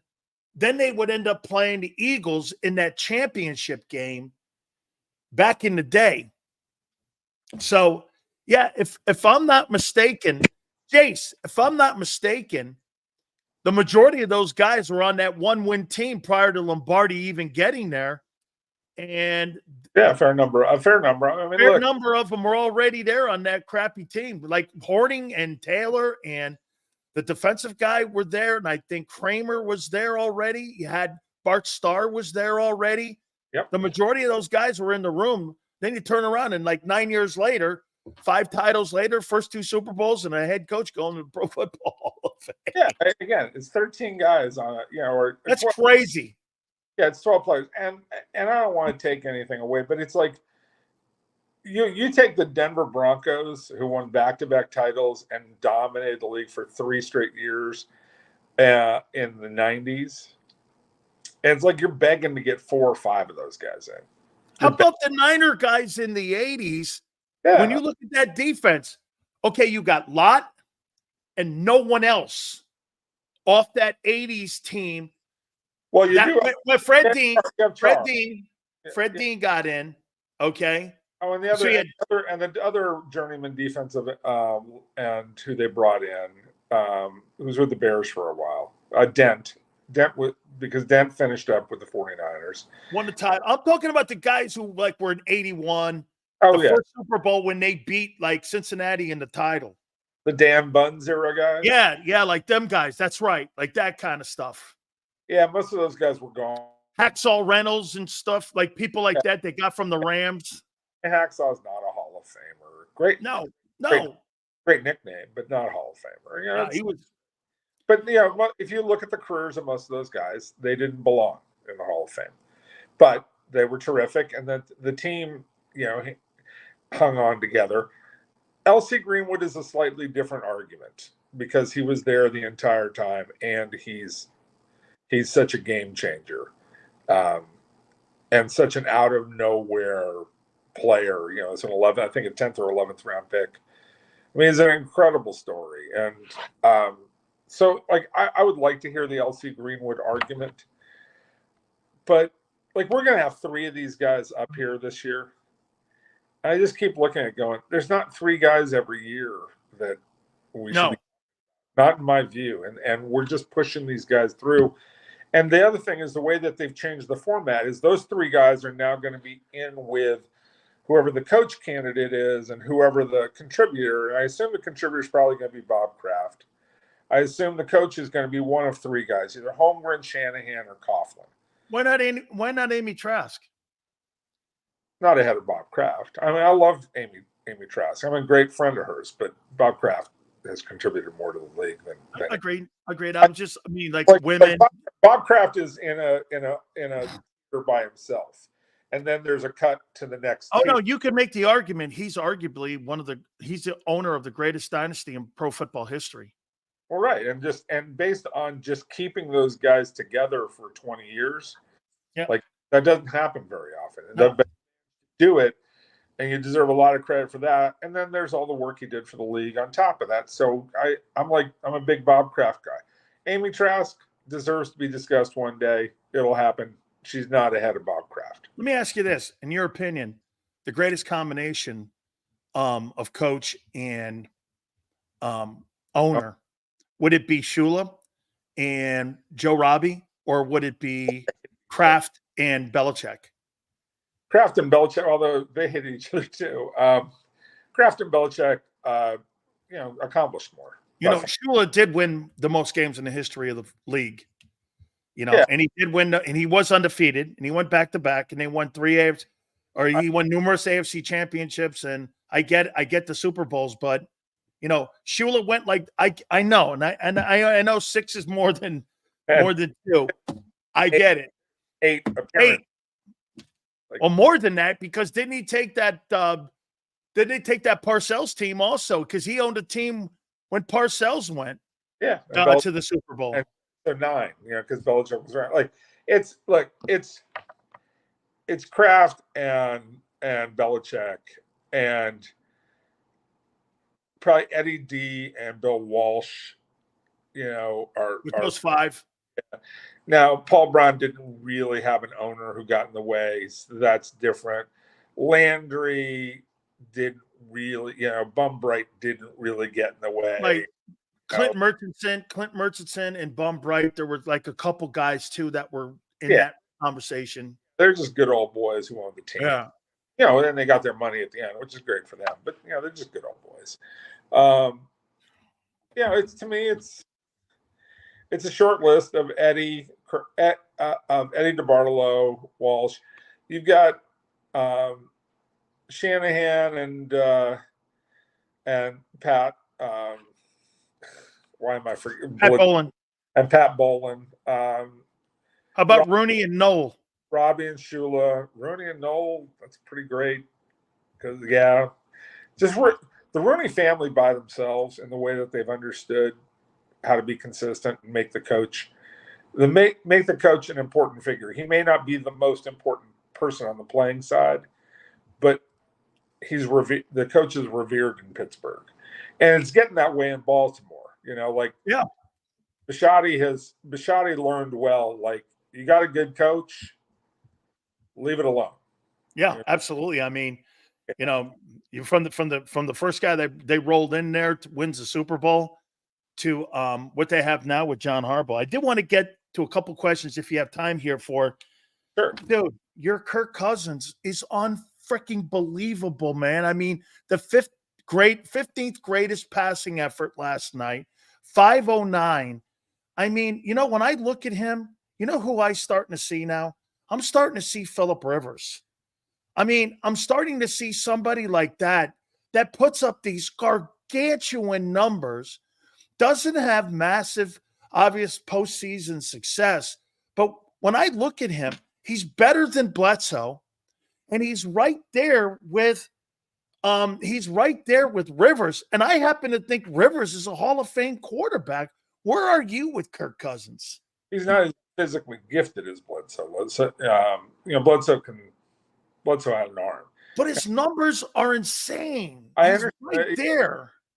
Kirk Cousins has had a great, great career.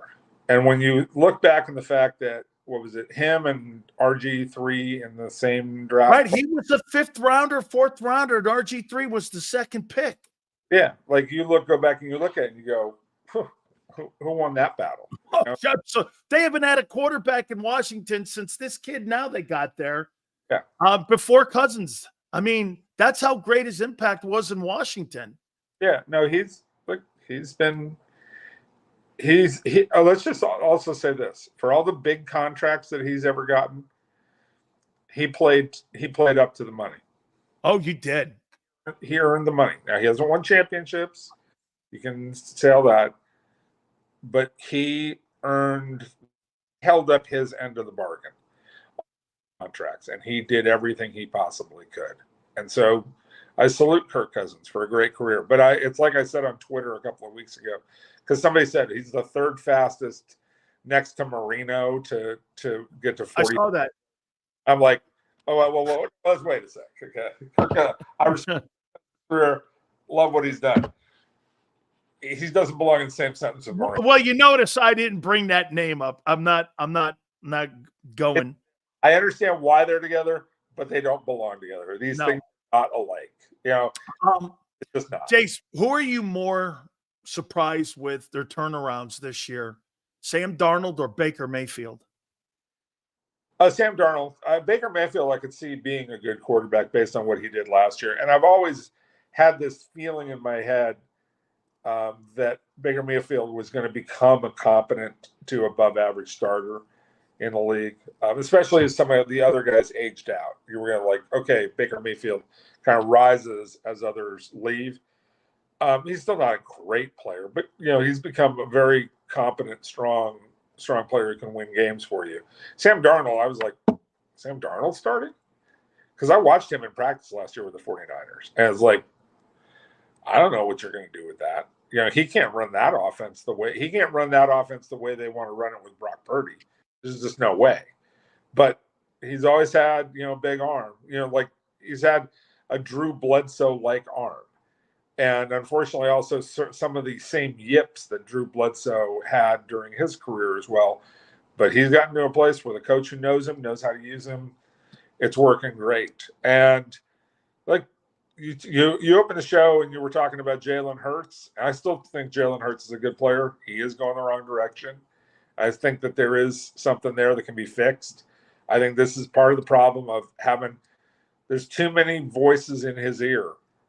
Like you've had too many coaches, you've gone through too much strategy, too much of this, too much of that. And it's like, look, you just got to, here's one voice, do this.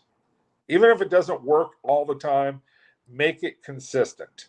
And that's a front office thing going on in Philly, Jace. I mean, Well, the owner and the general manager, they're trying to win a Super Bowl from the owner's box.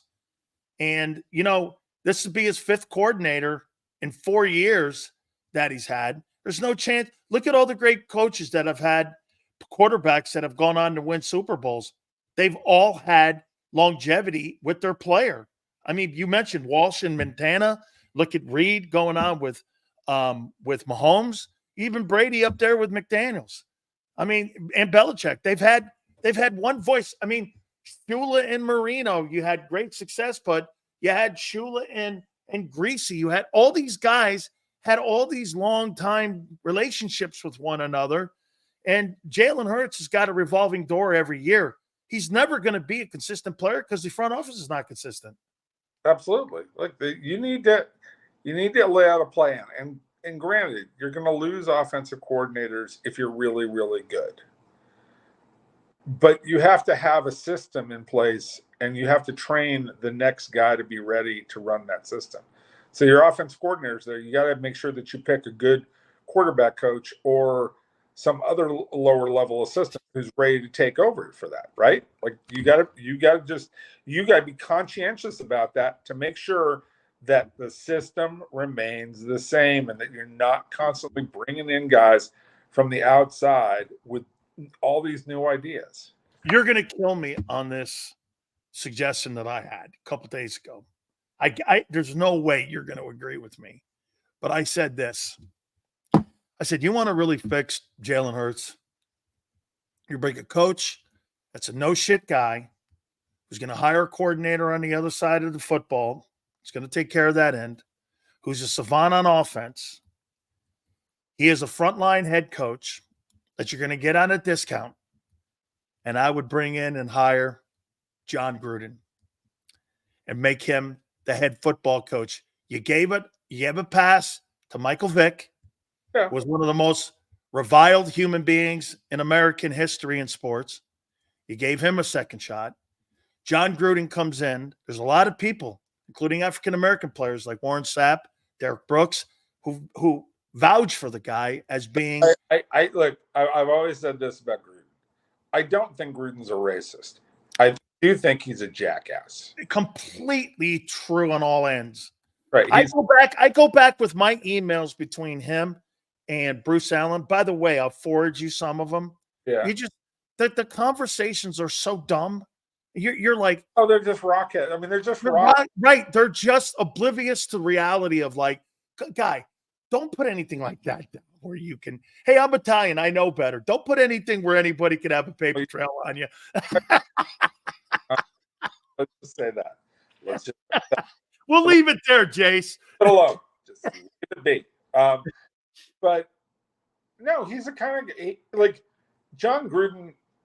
If he had never been a head coach, would have been a sports radio. He would have been one of the agitators just to get people started. He would have been doing your job. Yeah. And he would have been great at it because he knew how to get under people's skin and that's what he's trying to do. So my only problem with Gruden is I think Gruden has become I think he's become a caricature and not a coach anymore. But if you could get him to be a coach again, yes. If you felt confident he was focused in on, I think he's more focused on being a character and, playing a role. Personality. Yeah, he's a personality now. Like being on Monday Night Football for so long, he got paid well to be him, to be, a jackwagon.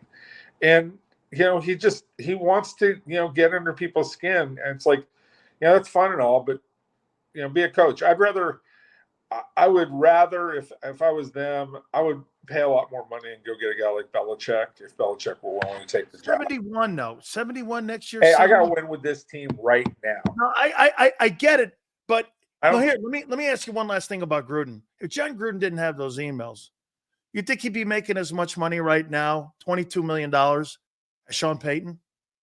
Yeah. I mean, he'd still be having. So you can get that guy right now if you're Jeffrey Lurie for $6 million probably. But I want to know how hungry he is, because look, he's sitting on a big pile of money. Come on. Oh no, he made $100 million. I got it. I mean, he's got $100 million in the bank.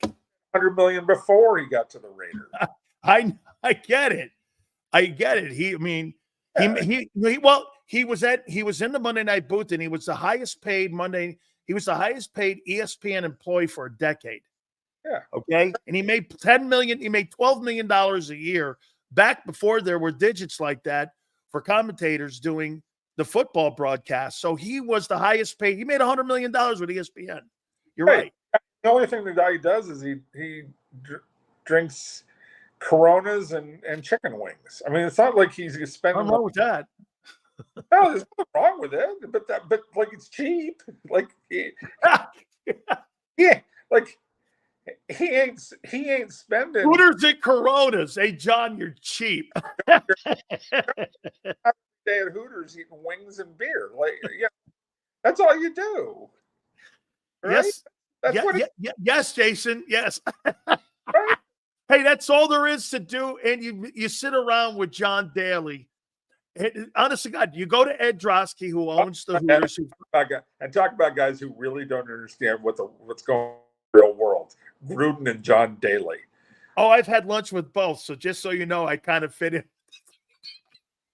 Oh, that's like you're probably at Ted Peters' smoked fish house. Hey, no. We were in Clearwater, and Ed Drosky, the founder of Hooters, and Denise Williams and Bob Passwater, who all found a place, and they're dear friends of mine. They go, hey, come on over. So there's John Gruden and there's John Daly, and I sit down and I'm like, now this is a group. Oh. Let me tell you, there wasn't a wing left. It looked like 7 people had died because of the bones that were there. And they got a Monty Python, the Holy Grail. Dude, the whole thing, man. I mean, I don't know how many wings John Daly ate. He must have ate 50. I mean, oh man, the human it's both the emotional and the culinary gluttony of those individuals is just remarkable. Hey, so we go into the back lot of the Hooters there in Clearwater. It's the original Hooters, actually. Yeah. John Daly takes a putter out. He tees his putter up, and he goes, "I bet I hit this thing." He hit this golf ball 350 yards with a putter, and he was hammered. Of course he did. Hey, I have never seen anything like it. He hit that ping putter. It rang in our ears, and he fell down. He was so pissed drunk. I don't know if I've laughed harder in my life. It was a great time. We all got drunk and shit, ate all them ribs or all them wings, and I fit right in, Jace. But you're the one who could live. You'll live to remember the story. No. Yes, I remember the smell of the spicy wings, and I remember the drunkenness and the things that were said. And there was a couple proposals about true love between. Oh Lord! Finally, here, Lamar Jackson. I'm going to show you Gruden at the combine every year in Indianapolis before they tore the place down. He used to hold the off-season presser with all like Chris Harry and Roy Cummings and Rick Stroud. Yeah, go to the Hooters in downtown Indianapolis, and go hang out there. And I'm like, God, this is just.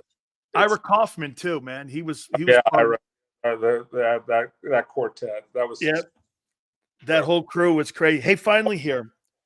So Lamar Jackson beats Allen last week. Now he's got Burrow. Is Joe Burrow in trouble in how we look at him perception-wise, where you look? Now, look, he's in the top stats across the board, top 5 in everything, passing yards, completions, everything. Are we now looking at it where we're like this? How long did you really think Cincinnati was going to really be competitive here? I mean, it's Cincinnati, by the way. But here's Joe Burrow now. I mean, he's 1-3. You got to win. Can't hang your hat. If I'm going after Jalen for that 22 season, I got to start going, and I'm going after Sirianni for that Super Bowl. Don't you go after Zach Taylor and also Burrow a little bit? I mean, you got to win, right? There is, but you always have to come back to, remember, it's the Brown family too. That used to be a thing, but now it's Mike. I mean, it's kind of like the Genie Bus. Genie Bus is no Dr. Jerry Bus. So I think that's where we are with that. Was that what you mean? Just the cheapness and the misunderstanding of how do you allocate money. Like they should have just paid Jamar. Yeah. Traded T. Higgins. And Higgins. Well, trade Higgins before the season gets him, because you don't want the distraction of Higgins because he's going to play for the cash. You got to set things up a little bit. But to answer your original question, yeah, Burrow's got to produce just like all the other quarterbacks have to produce. We assume he's great. Okay, well, great's measured in wins. You games. So, we'll give you some excuses. But I will say this: if you look at if you're a quarterback, who would you rather play for, Baltimore or Cincinnati? Baltimore. Right. Because you know that there's going to be logic and there's going to be, planning. Personnel. There's going to be thought put into how do we maximize your value? How do we make you great? And in Cincinnati, it's like, well, we want to be great, but we're not spending that money. Yeah, you're right. There's no buts in Baltimore. It's like, how do we get this guy better? Yeah, and so you would always, if I was an agent, I would always want to have him in Baltimore. If I was a player, I'd always want to be, that's not the only place. Kansas City's up there, San Francisco's up there. There's some other, Pittsburgh. Pittsburgh is about being great at football. Be great at football, and Baltimore's about be great at football. And so you always want to be there. So so Jackson has that advantage.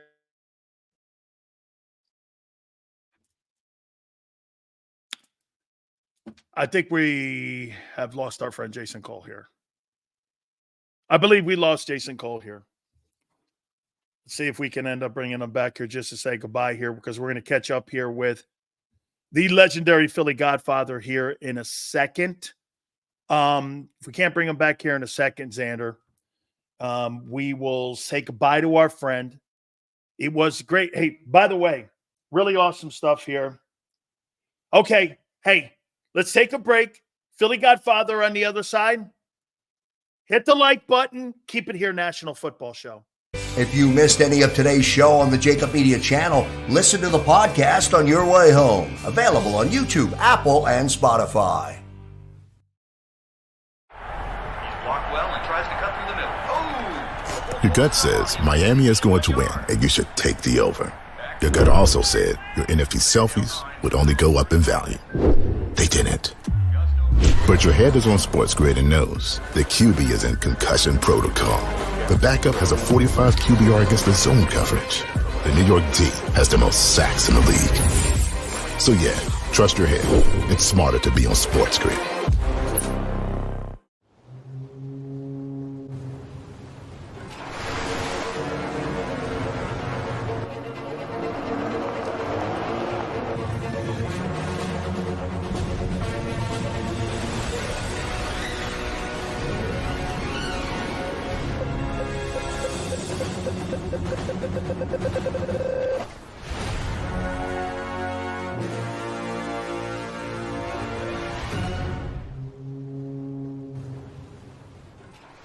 Score and save in southeastern PA and Delaware with Colony Pools this football season, and let the experts close your pool with a custom Merlin safety cover in green for the birds. And if you join our Winter Watch team, we'll give you another 20% off, and Colony Pools will handle it all. Keep your tiles on your pool, not in your pool. Fly with Colony right now, birds fans. Visit flywithcolony.com. I get scared sometimes. Of a lot of things. Joining in. Decisions. The dark. The dark. But I once heard someone say, But as I always say, it's okay to be afraid. as long as you face the fear. And keep moving forward. Wherever you are in life, count on the name trusted in insurance for over 80 years. Independence Blue Cross. Hi everybody, my name's Jason Lombardi. I'm an inspector at DryTech. At DryTech we offer three major services, the first one being basement waterproofing. The second service we offer is foundation and structural repairs. And then the third service that we offer is mold remediation. If you feel you are having a waterproofing issue, give DryTech a call or check us out online.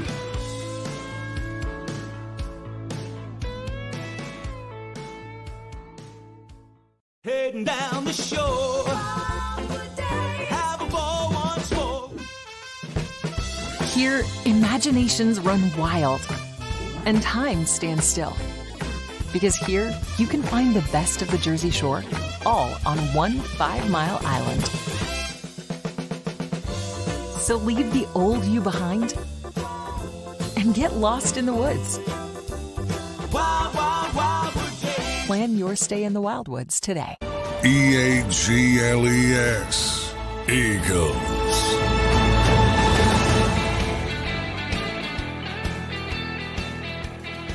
Thank you to Jason Cole for coming aboard. Please hit the like button. We appreciate it here on this Football Friday. One of my favorite segments is coming around the corner here. But just to give you guys a little bit of a heads up, you know, we have some really good relationships with some of the people in the National Football League, including the Joneses. Little birdie told me here are the changes that are coming to the National Football League. You ready? That dog shit kickoff coverage is going to be reevaluated, and they may have a brand new system next year because the owners hate it.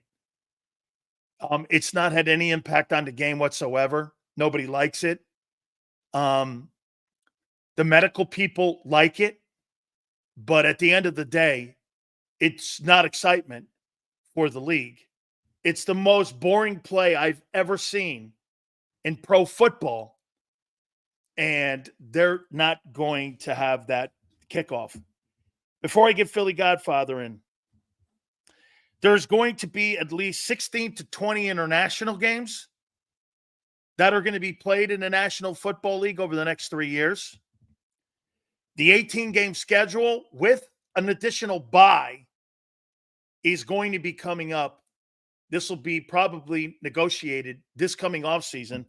They're going to go to an 18-game schedule and an additional bye because the Players Association have said that remember something, if you add the 18th game and you add a bye, the players get paid not just for 1 week extra, they get paid 2 because you'll have the additional bye. That's a good selling point, especially when your paychecks are $400,000. You mean to tell me I get an additional $800,000 with the bye and an additional game? I'm in. So the league's expanding. Like Yale said, the league is growing. All right. One of the most anticipated, by the way, he and I, we're kind of like truth tellers here. We kind of like tell you what's up. Some of you don't want to buy it. And then you all do this on my Twitter page or my X page. You do this. Wow. Philly Godfather and Big Sills were in there. Unbelievable. Well, that's what this segment is for here. Plus, we may get a little love here on Phillies and Mets. And I'll say this to you. Hey, Philly fans, try not to act like loser Sixer fans and let your tickets get sold to Met fans. Because you know the Met fans are going to roll down because you know why? They have nothing else to root for. This is their World Series. This is the Mets World Series. You know, like when the Jets go overseas and play in London this weekend, okay? That's their Super Bowl because you have Fireman Ed and Joe Namath. That's who the Jets are. All right. All that being said, it is our pleasure to bring on the legendary Philly Godfather. He joins us now. Please hit the like button. How you doing, brother? What's going on, Dan? You're on fire today. I got to give it to you. Hey, man. You know, it's easy when you're watching the Eagles pretend to be a football team here. Now, help me out. Has the perception hit the money yet? Are people still thinking that this is a good bet of a football team to win the Super Bowl? Yeah, they're still one of the favorites. I think there's 4 teams ahead of them as of right now. You got to remember this team's decimated with injuries. Bye week couldn't have came at a better time. We talked about it before the season started. We both expected this team to be 2-2. If they were lucky, 3-1. If they were unlucky, 1-3. But when they get healthy, they're one of the better teams in the NFL. All the Eagles fans got to pump their brakes. You look at Jalen Hurts' numbers; he's not setting the league on fire, but either is Patrick Mahomes. I mean, their numbers are similar: touchdown, interception ratio, yardage, rating. So it's early in the season. You know, there weren't too many preseason games, but once this Eagles team gets healthy, they're going to start rolling again. Do these numbers concern you?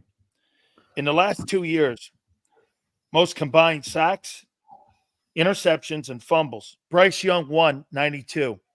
Sam Howell second, 91.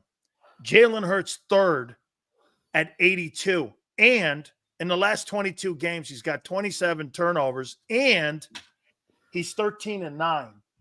I mean, do you see a trend here a little bit here where, I mean, last year you could say this when you said they were healthy. Well, what was the excuse a year ago in the back end of the schedule when they had all those guys and they were still losing? I mean, are you concerned about Hurts right now? My biggest concern is he's become a turnover machine, whether it's, getting sacked and fumbling the ball or throwing interceptions at the wrong times. If they can scale that back a little bit, because I tell you guys each and every week, the turnover differential basically tells you who's going to win the game. A -1 turnover differential, you lose the game 68% of the time. So you really got to hold on to that football. And if he can't move him forward, and if that offensive line can't protect him, it could end up being a long season. But they're so talented on offense. They got so many weapons. And we see what happens when Lane Johnson's not in the lineup. And now this year, if he's not in the lineup, either is Kelsey. So it's like a double whammy, where in previous years, they lost the game 75% of the time when Lane Johnson wasn't, on the field. So now without Kelsey, it might even be worse. But when they're healthy, they're still a good team.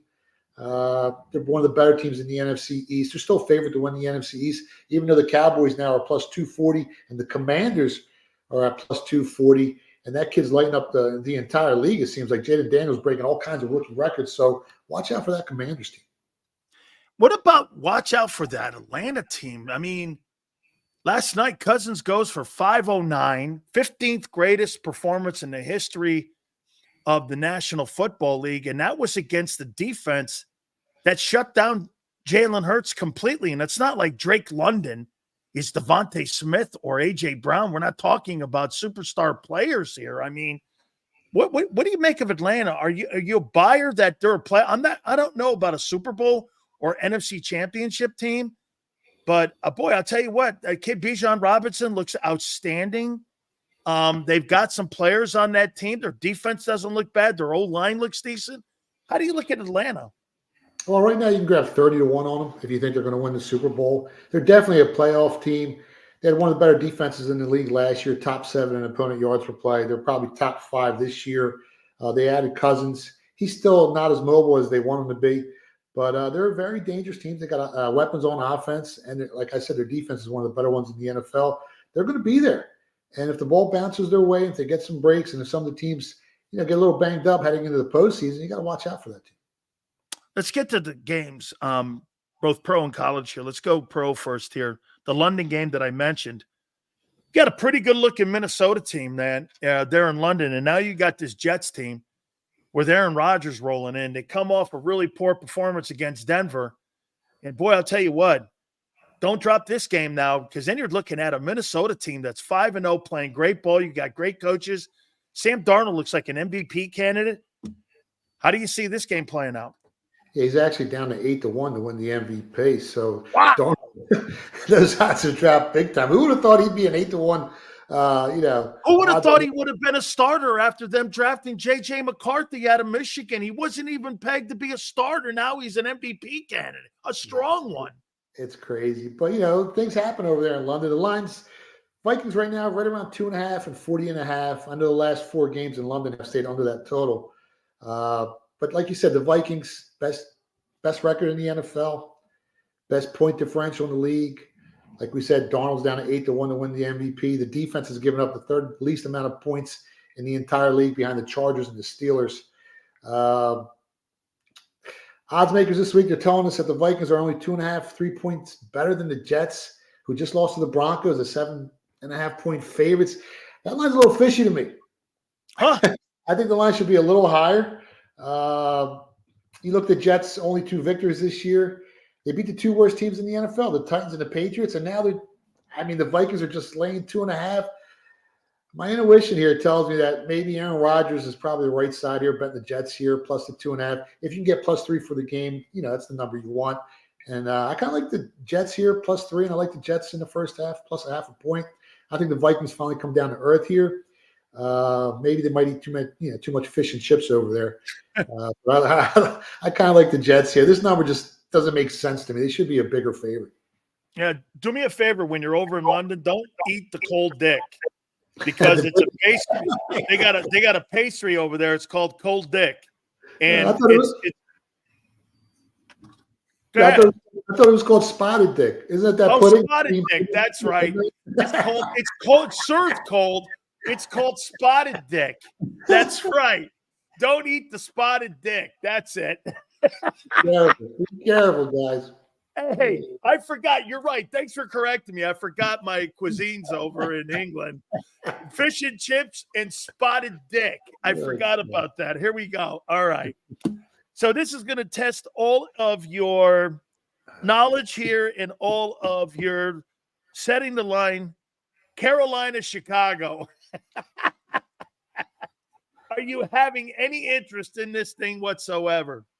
Yeah, this game opened up. I think the Bears were right around a 4.5 point favorite. The line actually dropped. There was some sharp money that hit the market, pushed it down to 3.5. I like the Bears here. I took them. I bought the 0.5 point. I bought the hook down to 3 minus 1/4. If you guys remember, before the season started, the Bears' projected win total was set at 8.5, which is 3 games higher than Carolina's. And I think the line's wrong here. I mean, home field advantage in Chicago is worth at least 2 points. And you're telling me if this game was played on a neutral field, the Bears would only be a 1 point favorite. I think the Vegas odds makers got this price wrong. The Bears defense, one of the better ones in the NFL, top 10 in opponent yards per play. They've given up, I think, 75 points on the season, but that's because the offense, it's been so stagnant and it's kept the defense out there on the field so long. I think the Bears come in like 18th in time of possession because of their offense, not because of how good that defense is. The Panthers are one of the most banged up teams heading into week 5 here. I think Caleb Williams has his breakout game. I bet Williams over 216 passing yards here. I bet him over 275 passing yards. You can get plus 450, almost 5-1 on your money. And I bet him over 1.5 touchdowns plus 130. I think the Bears are the right side, -3, 3.5. I think, honestly, they'll probably win this game by double digits, man. The Panthers' offense is really, really banged up. And they got to go to Chicago. It's not easy to win there. Going against the Red Rifle. Man. Yeah. Well, he looked good. He looked good, but, he played 2 banged-up defenses, let's be honest. And you saw his passing yardage drop down to 220 from 3. I think it was like 100 yards less last week. The gig's up. Hey, this is a really great game this weekend here. Baltimore, Cincinnati. It's in Cincinnati. Baltimore comes off of beating a really good game against the Buffalo Bills. Cincinnati's got to get some wins here. They're 1-3. This is a big game here for both football teams. Baltimore's 2-2. Cincinnati's 1-3. How do you see this bad puppy playing out? Man, on paper, I mean, Baltimore, they're the better team, to start the season. But my intuition, something inside of me is telling me to take the Bengals here, man. If you can get +3 on the Bengals, they're starving for a victory. They need this win really, really bad. This one's a tough one. If you can get +3 on Baltimore, on Cincinnati here, I think it's the right side, even though, the metrics tell you the Ravens are better. They put up 35 points against the Bills. They had, 400 total yards of offense. But something inside of me, I've been doing this for almost 40 years, is telling me that Joe Burrow and the Bengals +3 is probably the right side. I'm not sure you're betting on a game when you got quarterbacks named Skyler and Jacoby. So, it sounds like a Jewish law firm in Philly. Skyler and Jacoby. So, Miami versus New England. Who you like here? I didn't bet the game. My first read, I guess you got to lean toward the Patriots here. They lost twice to Miami last season, so they got some revenge. I think the Dolphins team has accepted the fact that, the season's basically over. I don't think they got a shot to make the playoffs. Miami, if you look at the last 3 games, I think they've lost by an average of 20 points per game. I'm not looking to invest any money on Miami. I'm not looking to bet the Patriots either, but they are slightly healthier going into this game. They're probably right side here. I mean, at home, +1, probably Patriots. Skylar, Jacoby, and Roseman. I actually like it. Cleveland at Washington. What an interesting game. Deshaun Watson here, man. I mean, now they do get Chubb back. They got him back this week. What kind of health he's going to be in and how many reps he's going to take against Washington, whose defense is kind of wobbled. The offensive line for the Commanders has actually played exceptionally well early on so far in the season. That wide receiving group has actually – that kid like Luke McCaffrey, Christian McCaffrey's brother, has actually looked outstanding. And so is Jaden Daniels. It's been a really good marriage so far there. How do you see this game playing out here? Really, Cleveland has to win this game, and Washington's in first place right now in the NFC East. I read an article that Chubb's been practicing, but he's not going to play. Are you sure he's playing, Dan? If he's playing, I'm not sure he's playing. I heard he came back off the injured. No, I heard he was back at practice. I don't know if they took him off because they probably have a 21-day window, or they could put him on the active roster. So I don't know if he's on the active roster. Yeah, I don't think he's playing. But either way, I haven't fired on the game yet. But this one, I mean, at first glance, it looks really easy, right? I mean, how do you not lay 3 points on Washington here? It's on offense, the Commanders, I think they got a +17 health score better than the Browns. And like I said earlier, I mean, Jaden Daniels, he's breaking all kinds of rookie records. He's scoring like a video game. What's really scary about this Commanders team is they started slow against Tampa Bay. And since then, they just seem to keep getting better and better every week. And he seems to get better and better every week. So this is a scary Washington team. You liked them before the season started to win the NFC East. I thought they had a chance. Browns really needed Chubb here, and I don't think he's playing. Cleveland's offense, they've been lethargic. I mean, I think they only put up like 66 points on the year in 4 games. They only put up 5 touchdowns all season, scored 5 touchdowns all season. I mean, the Commanders put up 5 touchdowns last week in 1 game. So, right. It's just it's so hard not to like Washington here, but like we talk about it every week, Vegas doesn't give out free money. And this game seems just a little too easy to lay 3 on Washington. I'm not looking to bet Cleveland here. I haven't bet the game, but I think the right side's got to be Washington. I'll tell you, the only thing I'm concerned about is Jim Schwartz and that Cleveland defense waking up with Myles Garrett, because I think he's going to be a handful in that game for Washington. I don't know if their tackles are going to be able to handle him, because that's going to be an interesting matchup there. How about this is almost like a must-win weekend for some of these teams. Indianapolis at Jacksonville here. I mean, I don't really know where Jacksonville is going for numerous things right now, and that is jobs. Sometimes that's more important than a playoff, because you're playing for your job right now, both coaching and many players on that Jags team. And you got an Indianapolis team that's kind of underachieved out of the gate here a little bit. I mean, they got a substitute teacher walking in there, and they were able to rally there. Anthony Richardson just did not look good so far in the early part of the season. How do you see this thing here? Colts in Jacksonville and Duval. I kind of like Jacksonville again this week. I mean, at anything under a field goal. I know their fan base isn't happy with the way they started this season, but when you look at the sports betting market, they're 2-2 against the spread. They lost some really close games. I think this is a perfect opportunity for Jacksonville to look pretty good. This Colts team has a -10 health score on offense compared to a pretty healthy Jags unit. On the defensive side of the ball, both teams are kind of banged up, but the Jags are a little healthier on the defensive side too. So I like the Jags here, -2.5. I actually think this is going to be a big win for them. I laid 6.5 for the Jags as well. You can get +175 on that wager, so you almost get 2-1 on your money if you lay 6.5 on Jacksonville. I think the Jags win this game, and they cover the spread by at least a touchdown. Buffalo at Houston. Josh Allen versus C.J. Stroud. You got a lot of matchups here. I mean, Buffalo's defense got a little bit exposed last week against Baltimore. You got Houston. That's CJ Stroud just seemingly plays good every week. I don't know, man. He is really looking better and better and better every time I see him. What a matchup here. Josh Allen, CJ Stroud, what do you like here? Yeah, this game originally opened up with the Bills being a 1-point favorite. Now the Texans are favorite. Wow. One. But I think the wrong team's fair. I think the Bills are the better team. I mean, if you look at the Texans, they've struggled against the Colts, the Bears, and the Jags. Those three teams, have a combined negative 47-point differential on the season. Now, most of that is with Jacksonville at minus 49. But the Colts have a 0-point differential, and the Bears are at +2. So they've played some pretty weak teams. They got blown out against the Vikings. Now you're playing the Bills team off an embarrassing loss to the Ravens. I think they bounce back strong here. I like the Bills +1, man. I think they're just going to be too much for this Texans team. Really weird game here. I don't know who Denver is. They walk into Tampa, beat the doorknobs off them, and I mean, Bo Nix looks like, again, maybe the reason that the team is up and down because the quarterback's a rookie.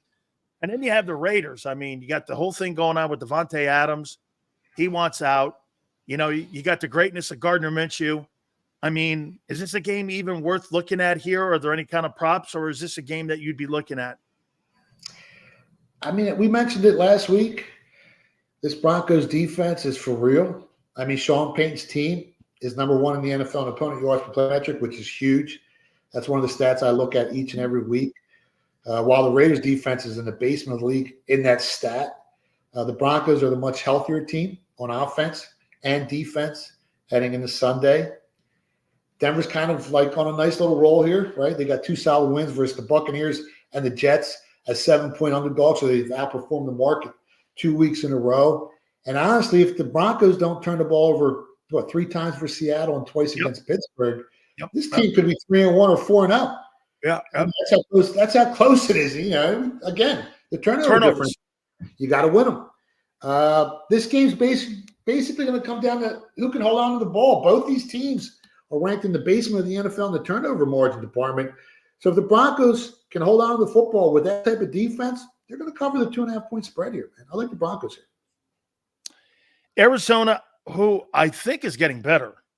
And every time I watch them play, they look awful good. They're just playing good teams. And then you got San Francisco that's kind of wobbled around because of injuries. The war of attrition is kind of hitting them like the Eagles early in the part of the season here. Brock Purdy's played great, I think. I mean, his numbers they're looking even better than what they have in the past, and he looks better than what he has in the past. Kyler Murray is actually looking better than what he's looked in the last 2 years. An NFC West matchup here, how do you see this thing? When it comes to this side, I think they're going to put up a ton of points here in this game. I don't think the total's high enough at 50, but when it comes to this side, I don't think the 49ers on offense are healthy enough to be laying 7.5 against this Cardinals team. I mean, this Arizona team can move the ball up and down the field. They can put up points. Off the top of my head, I think the Cardinals are top 10 in the yards per play metric on offense. And they only average about a point and a half less than the 49ers have on the season up to this point. So offensively, Arizona can move the ball. I think most of the public's going to be on the 49ers here. Give me 7.5 with Arizona. That's a lot of points in the NFL. None of these 7-point favorites have been covering all season. Give me Arizona plus 7.5. I love this segment, man. It's one of my favorite segments of the week, man. I really do. Green Bay at the Rams. Jordan Love kind of wobbled at the first part of that game last week against Minnesota, rolled back, made that game even closer. He'll probably play exceptionally better here. Rams, another team that has been decimated with injuries. They're on that respirator line too right now, kind of like Cincinnati. You got to win a game like this if you want to be considered a team. Now, the NFC really doesn't have any power teams this year, in my opinion, at least in the early part of the year. This is a big game for the Rams. This is a telling game a little bit for the Packers. What do you like here? Yeah, the line opened up Packers -4. There's been some money that hit the screen on the Rams. The line's down to 3. The total's up to 49, so they're probably going to score a ton of points in this one too. The Packers, they got one more win on the season at 2-2. They got the much better point differential on the year. I think they're at +15. The Rams are like -40 or 45. I forget what it was, but it's not good. Green Bay's a healthier team on offense and defense. Statistically, the Rams are ranked dead last in opponent yards per play, so their defense is really, really hurting. They got the worst numbers of any NFL team in the league when it comes to defense. Offensively, the Packers are just so much better. The Rams are also one of the worst teams in time possession. I think the Packers here are -3 on the right side, man. I can't bet against them here.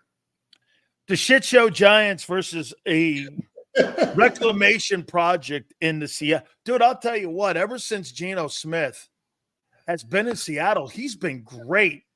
And the shit show known as the New York Giants, with the greatness of Joe Schoen and Brian Dable and Dines Jones. I mean, I don't know about the Giants, man. The Giants gave the Cowboys a nice game this past Thursday. You have to travel all the way to Seattle, which is one of the tougher places to play. They're always great at home. How do you see this thing here? Giants take on the Seattle Seahawks. Yeah, I mean, Seattle's coming off double-digit loss where they lose by 13 points to Detroit. And now they're laying 7 points at home versus New York. Seattle actually is better than I thought they were going to be before the season started. And they almost lost by 2 touchdowns last week, but the 2 turnovers is what killed them in that game. If you look at the box score, I think they had over 500 yards of offense, total yards. And they had, I don't know, 35 first downs, maybe more than that last week. I just can't see the Giants' offense hanging around here with this team. Seattle's defense is a little banged up. The whole world's probably betting Seattle, so that kind of scares me a little bit. I didn't bet it yet. If I do bet it, I'll give it out on Twitter so you guys can just follow me on X. But it really feels too easy to bet Seattle here, man. This Giants team isn't any good, and this Seattle team is better than what the record indicates. So, and the Giants you watch, because it's the NFL, they end up beating them by 14. That's how the league. That's how the league works. It's really it's nuts. It's nutty here. Now, 2 last ones here, pro-wise. One of your favorite guys, and probably a guy that makes you go nuts, Dak versus the Steelers. And here's the thing, too. No Micah Parsons on the defensive side of the football. He's been ruled out. So he won't play against Pittsburgh. And there you got the greatness of 17 points a game, Justin Fields. And then you turn around and you got your boy Dak. Okay. It's in Pittsburgh. It's in Pittsburgh. Who do you like here? Fucking Dak got me last year, man. You will not let that go. Oh, man. The moon's aligned for the Cowboys. Everything was set for that team last season, man. They won me a lot of money, but they let me down in the playoffs last year. Pittsburgh's laying 2.5 here at home. Tough place to play. These teams are kind of polar opposites, right? Steelers have, a great defense. The Cowboys really don't. And Cowboys' offense is pretty good. The Steelers' offense ain't. I'm not betting against the Steelers at home here, man. I think the Steelers are the right side, -2.5. Monday night, Saints and Chiefs. Chiefs have been wobbling, still 4-0, and you're at Arrowhead. I don't know, man. I'm finding myself getting into the same conversation with Brady. They're not going to three-peat. They're going to lose. They're going to bet. Betting against Mahomes is betting against, like, the IRS is not going to come collecting in April. Okay? I mean, it's coming. They're going to win. I mean, no matter what it is, they're there. I mean, so how do you see this game? New Orleans, KC, Monday night. I mean, after 2 weeks, everyone thought the Saints were going to win the Super Bowl, right? Right. Yes. Yes. So, I mean, I haven't bet it yet, but I'm not looking to bet against Mahomes at home. The line, I think it opened 6.5, it's down to 5.5. If it gets any lower, I'll probably take the Chiefs here. They're just a much better team. They haven't looked it. Mahomes hasn't played great. I don't know. I haven't bet it yet. So I hate giving stuff out I haven't bet. But I ain't betting against Patrick Mahomes in this one yet. I hear you. All right. College football tonight. I don't think you care about Michigan State, Oregon, do you? I mean, Oregon's 6th-ranked team in the country. They're in the conversation to be a semifinal team. Michigan State has been horrible for the last 3 years. I mean, I'm not. What is it? A point spread of 50? I mean, honest to God. I think it was 24. It might be down to 23. It's moving a little bit. You might look to play the total, but you got 2 good defensive teams. Obviously, Oregon's a lot better defensively, but Michigan State ain't bad. And for some reason, the total opened up 52. It's up to like 52 and a half, 53. It's moving the wrong way. But gun to my head, I'd probably like the under if it gets to 54 with these two types of defenses. But I'm not looking to bet the side here. I mean, if anything, you could probably bet the under and cash the ticket. Let's go to my Saturday games. Missouri at Texas. Missouri's hanging around the top 5. A&M's at the bottom of the top 25. Yeah. And it's at Kyle Field. That's always a tough place to play, to go down to Kyle Field and play. So what do you like in that one there? Missouri, Texas A&M. Texas A&M, a lot of talent, but for whatever reason, it's always been a 7-5 program, and Missouri right now is undefeated. Texas A&M has a pretty good defense. Yeah. Missouri's ranked a little higher than Texas A&M. The line's A&M's 2.5-point favorite. Total's at 49. I kind of like the under 49, 48. When it comes to the side, I think the whole world's going to bet Missouri because they're ranked higher. They've looked better. I kind of like Texas A&M minus 2.5 a little bit. How about this one, man? This is going to fly under the radar a little bit. I was 4-1 entering this game against Ohio State. And Ohio State, obviously one of the teams that's favored to go on and play in the championship game. But for whatever reason, that Iowa team gives Ohio State fits. Like Purdue gives usually Ohio State fits. Iowa also gives Michigan fits. So this could be an interesting ball game. It is in Columbus, though. Yeah. I'm big on Ohio State this year. I bet them before the season started, plus 400 to win the whole thing. I got 5,000 on them. So if they win the national championship, I'll win 20,000. But like you said, this is a tough game. Line opened up 20. It's down to 18. So there's some sharp money taking the dog here. They took Iowa plus 20. If it gets down to 17, I'm probably looking to bet Ohio State, but I haven't bet it yet. But if it gets any lower, I love Ohio State this season. Well, a bunch of my paisans in Piscataway said that make sure you ask the Philly Godfather about Rutgers and Nebraska. They're going to go into Lincoln, and they're all like this. Hey, ask them about Rutgers. They got one loss. I got a lot of paisans and like a lot of Guinea guys over in Piscataway. So what do we got here? Rutgers, Nebraska. One lost teams entering in this game here.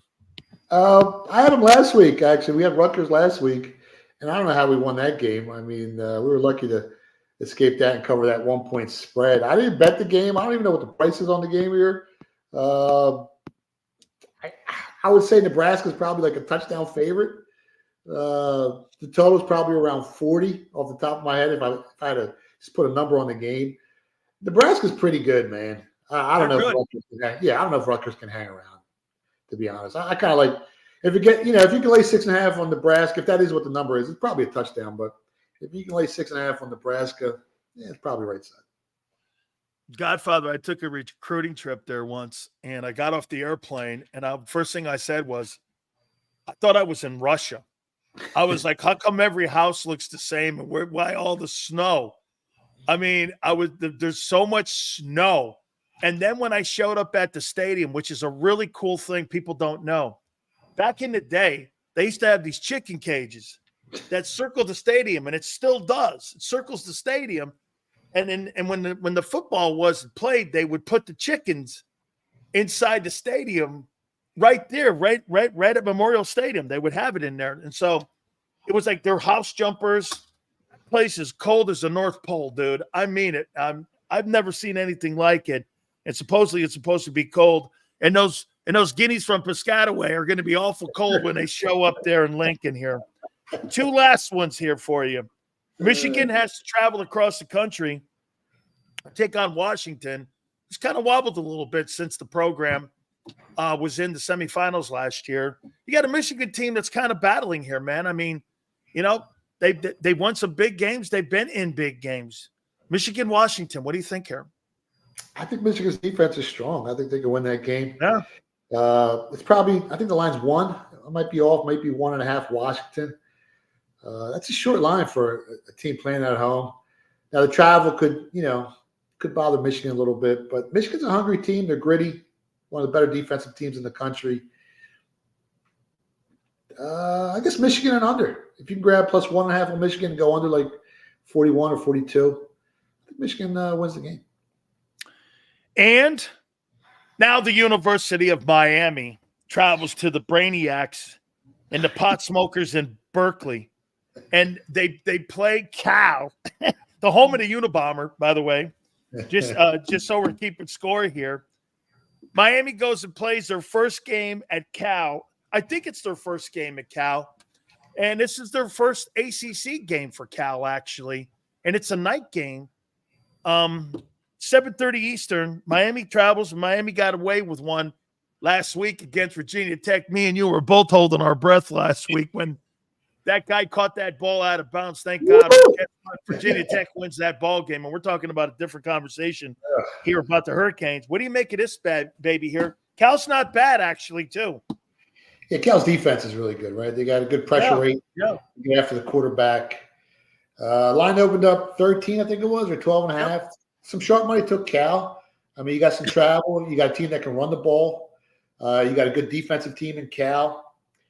And this would usually be a good spot to take the underdog. But after that scare last week, I think Miami's going to be laser focused this week. I think Miami's defense is just as good or better than Cal's. Cal's issue is they got a tough time scoring. Against Auburn, they put up 21 points. They put up 9 points against Florida State. The Hurricanes' defense is much better than both those teams. So I think the biggest disparity between the two teams is on offense. I think Miami's just too good on offense. The line went down to 9.5, and that's when I took Miami minus 9.5. I think it's back to 10.5. As long as Miami can hold on to the ball, man. The turnovers, again, with Miami last week. If they don't lose the turnover battle here, they should cover the Vegas number easy. What, they have 3 turnovers last week, Dan? Yep. They just can't afford to do that. If they win the turnover battle, they win by at least 2 touchdowns here. Finally, real quick, Mets and Phillies. Who do you got in this series? Man, the Mets are scary. Second half of the season, I think they had a 9-game winning streak or 10-game winning streak. They've been coming on strong. The Phillies pitching is a little light. Suarez doesn't look the same since he got hurt. We got Wheeler. He's a monster. Might win the Cy Young. It's him and Sale, right? I'm not betting against my Phillies, man. Those Mets are a glutton for punishment. You know what? Those Philly fans – listen, Sixers fans and Philly fans are completely different. So if those Mets fans show up thinking they're going to make some noise, they're not going to South Philly beatdown. Let's go Phillies, baby. Fight Philly. Never take the Mets or the Jets. They're all losers. Hey, thank you so much. Tell the folks where they can get you, my friend. Yeah, find me on Twitter at Philly Godfather. It's called X. I keep calling it Twitter. I'm sorry. The website's at phillygodfather.com. Alabama, Jalen Milroe. We talked about it last week. It's a very dangerous team, Dan. Absolutely. Just one parting shot. Never bet against the Guineas from Piscataway. Hey, brother, thank you so much. I'll catch you later, man. Have a good one, man. God bless. You got it. That is our good friend, the Philly Godfather. Great stuff. Have a great weekend. A football Friday, Saturday, Sunday. Back at it Monday, 2 to 6. Big Joe, thank you. Xander, thank you. God bless you. We shall see you on the flip side.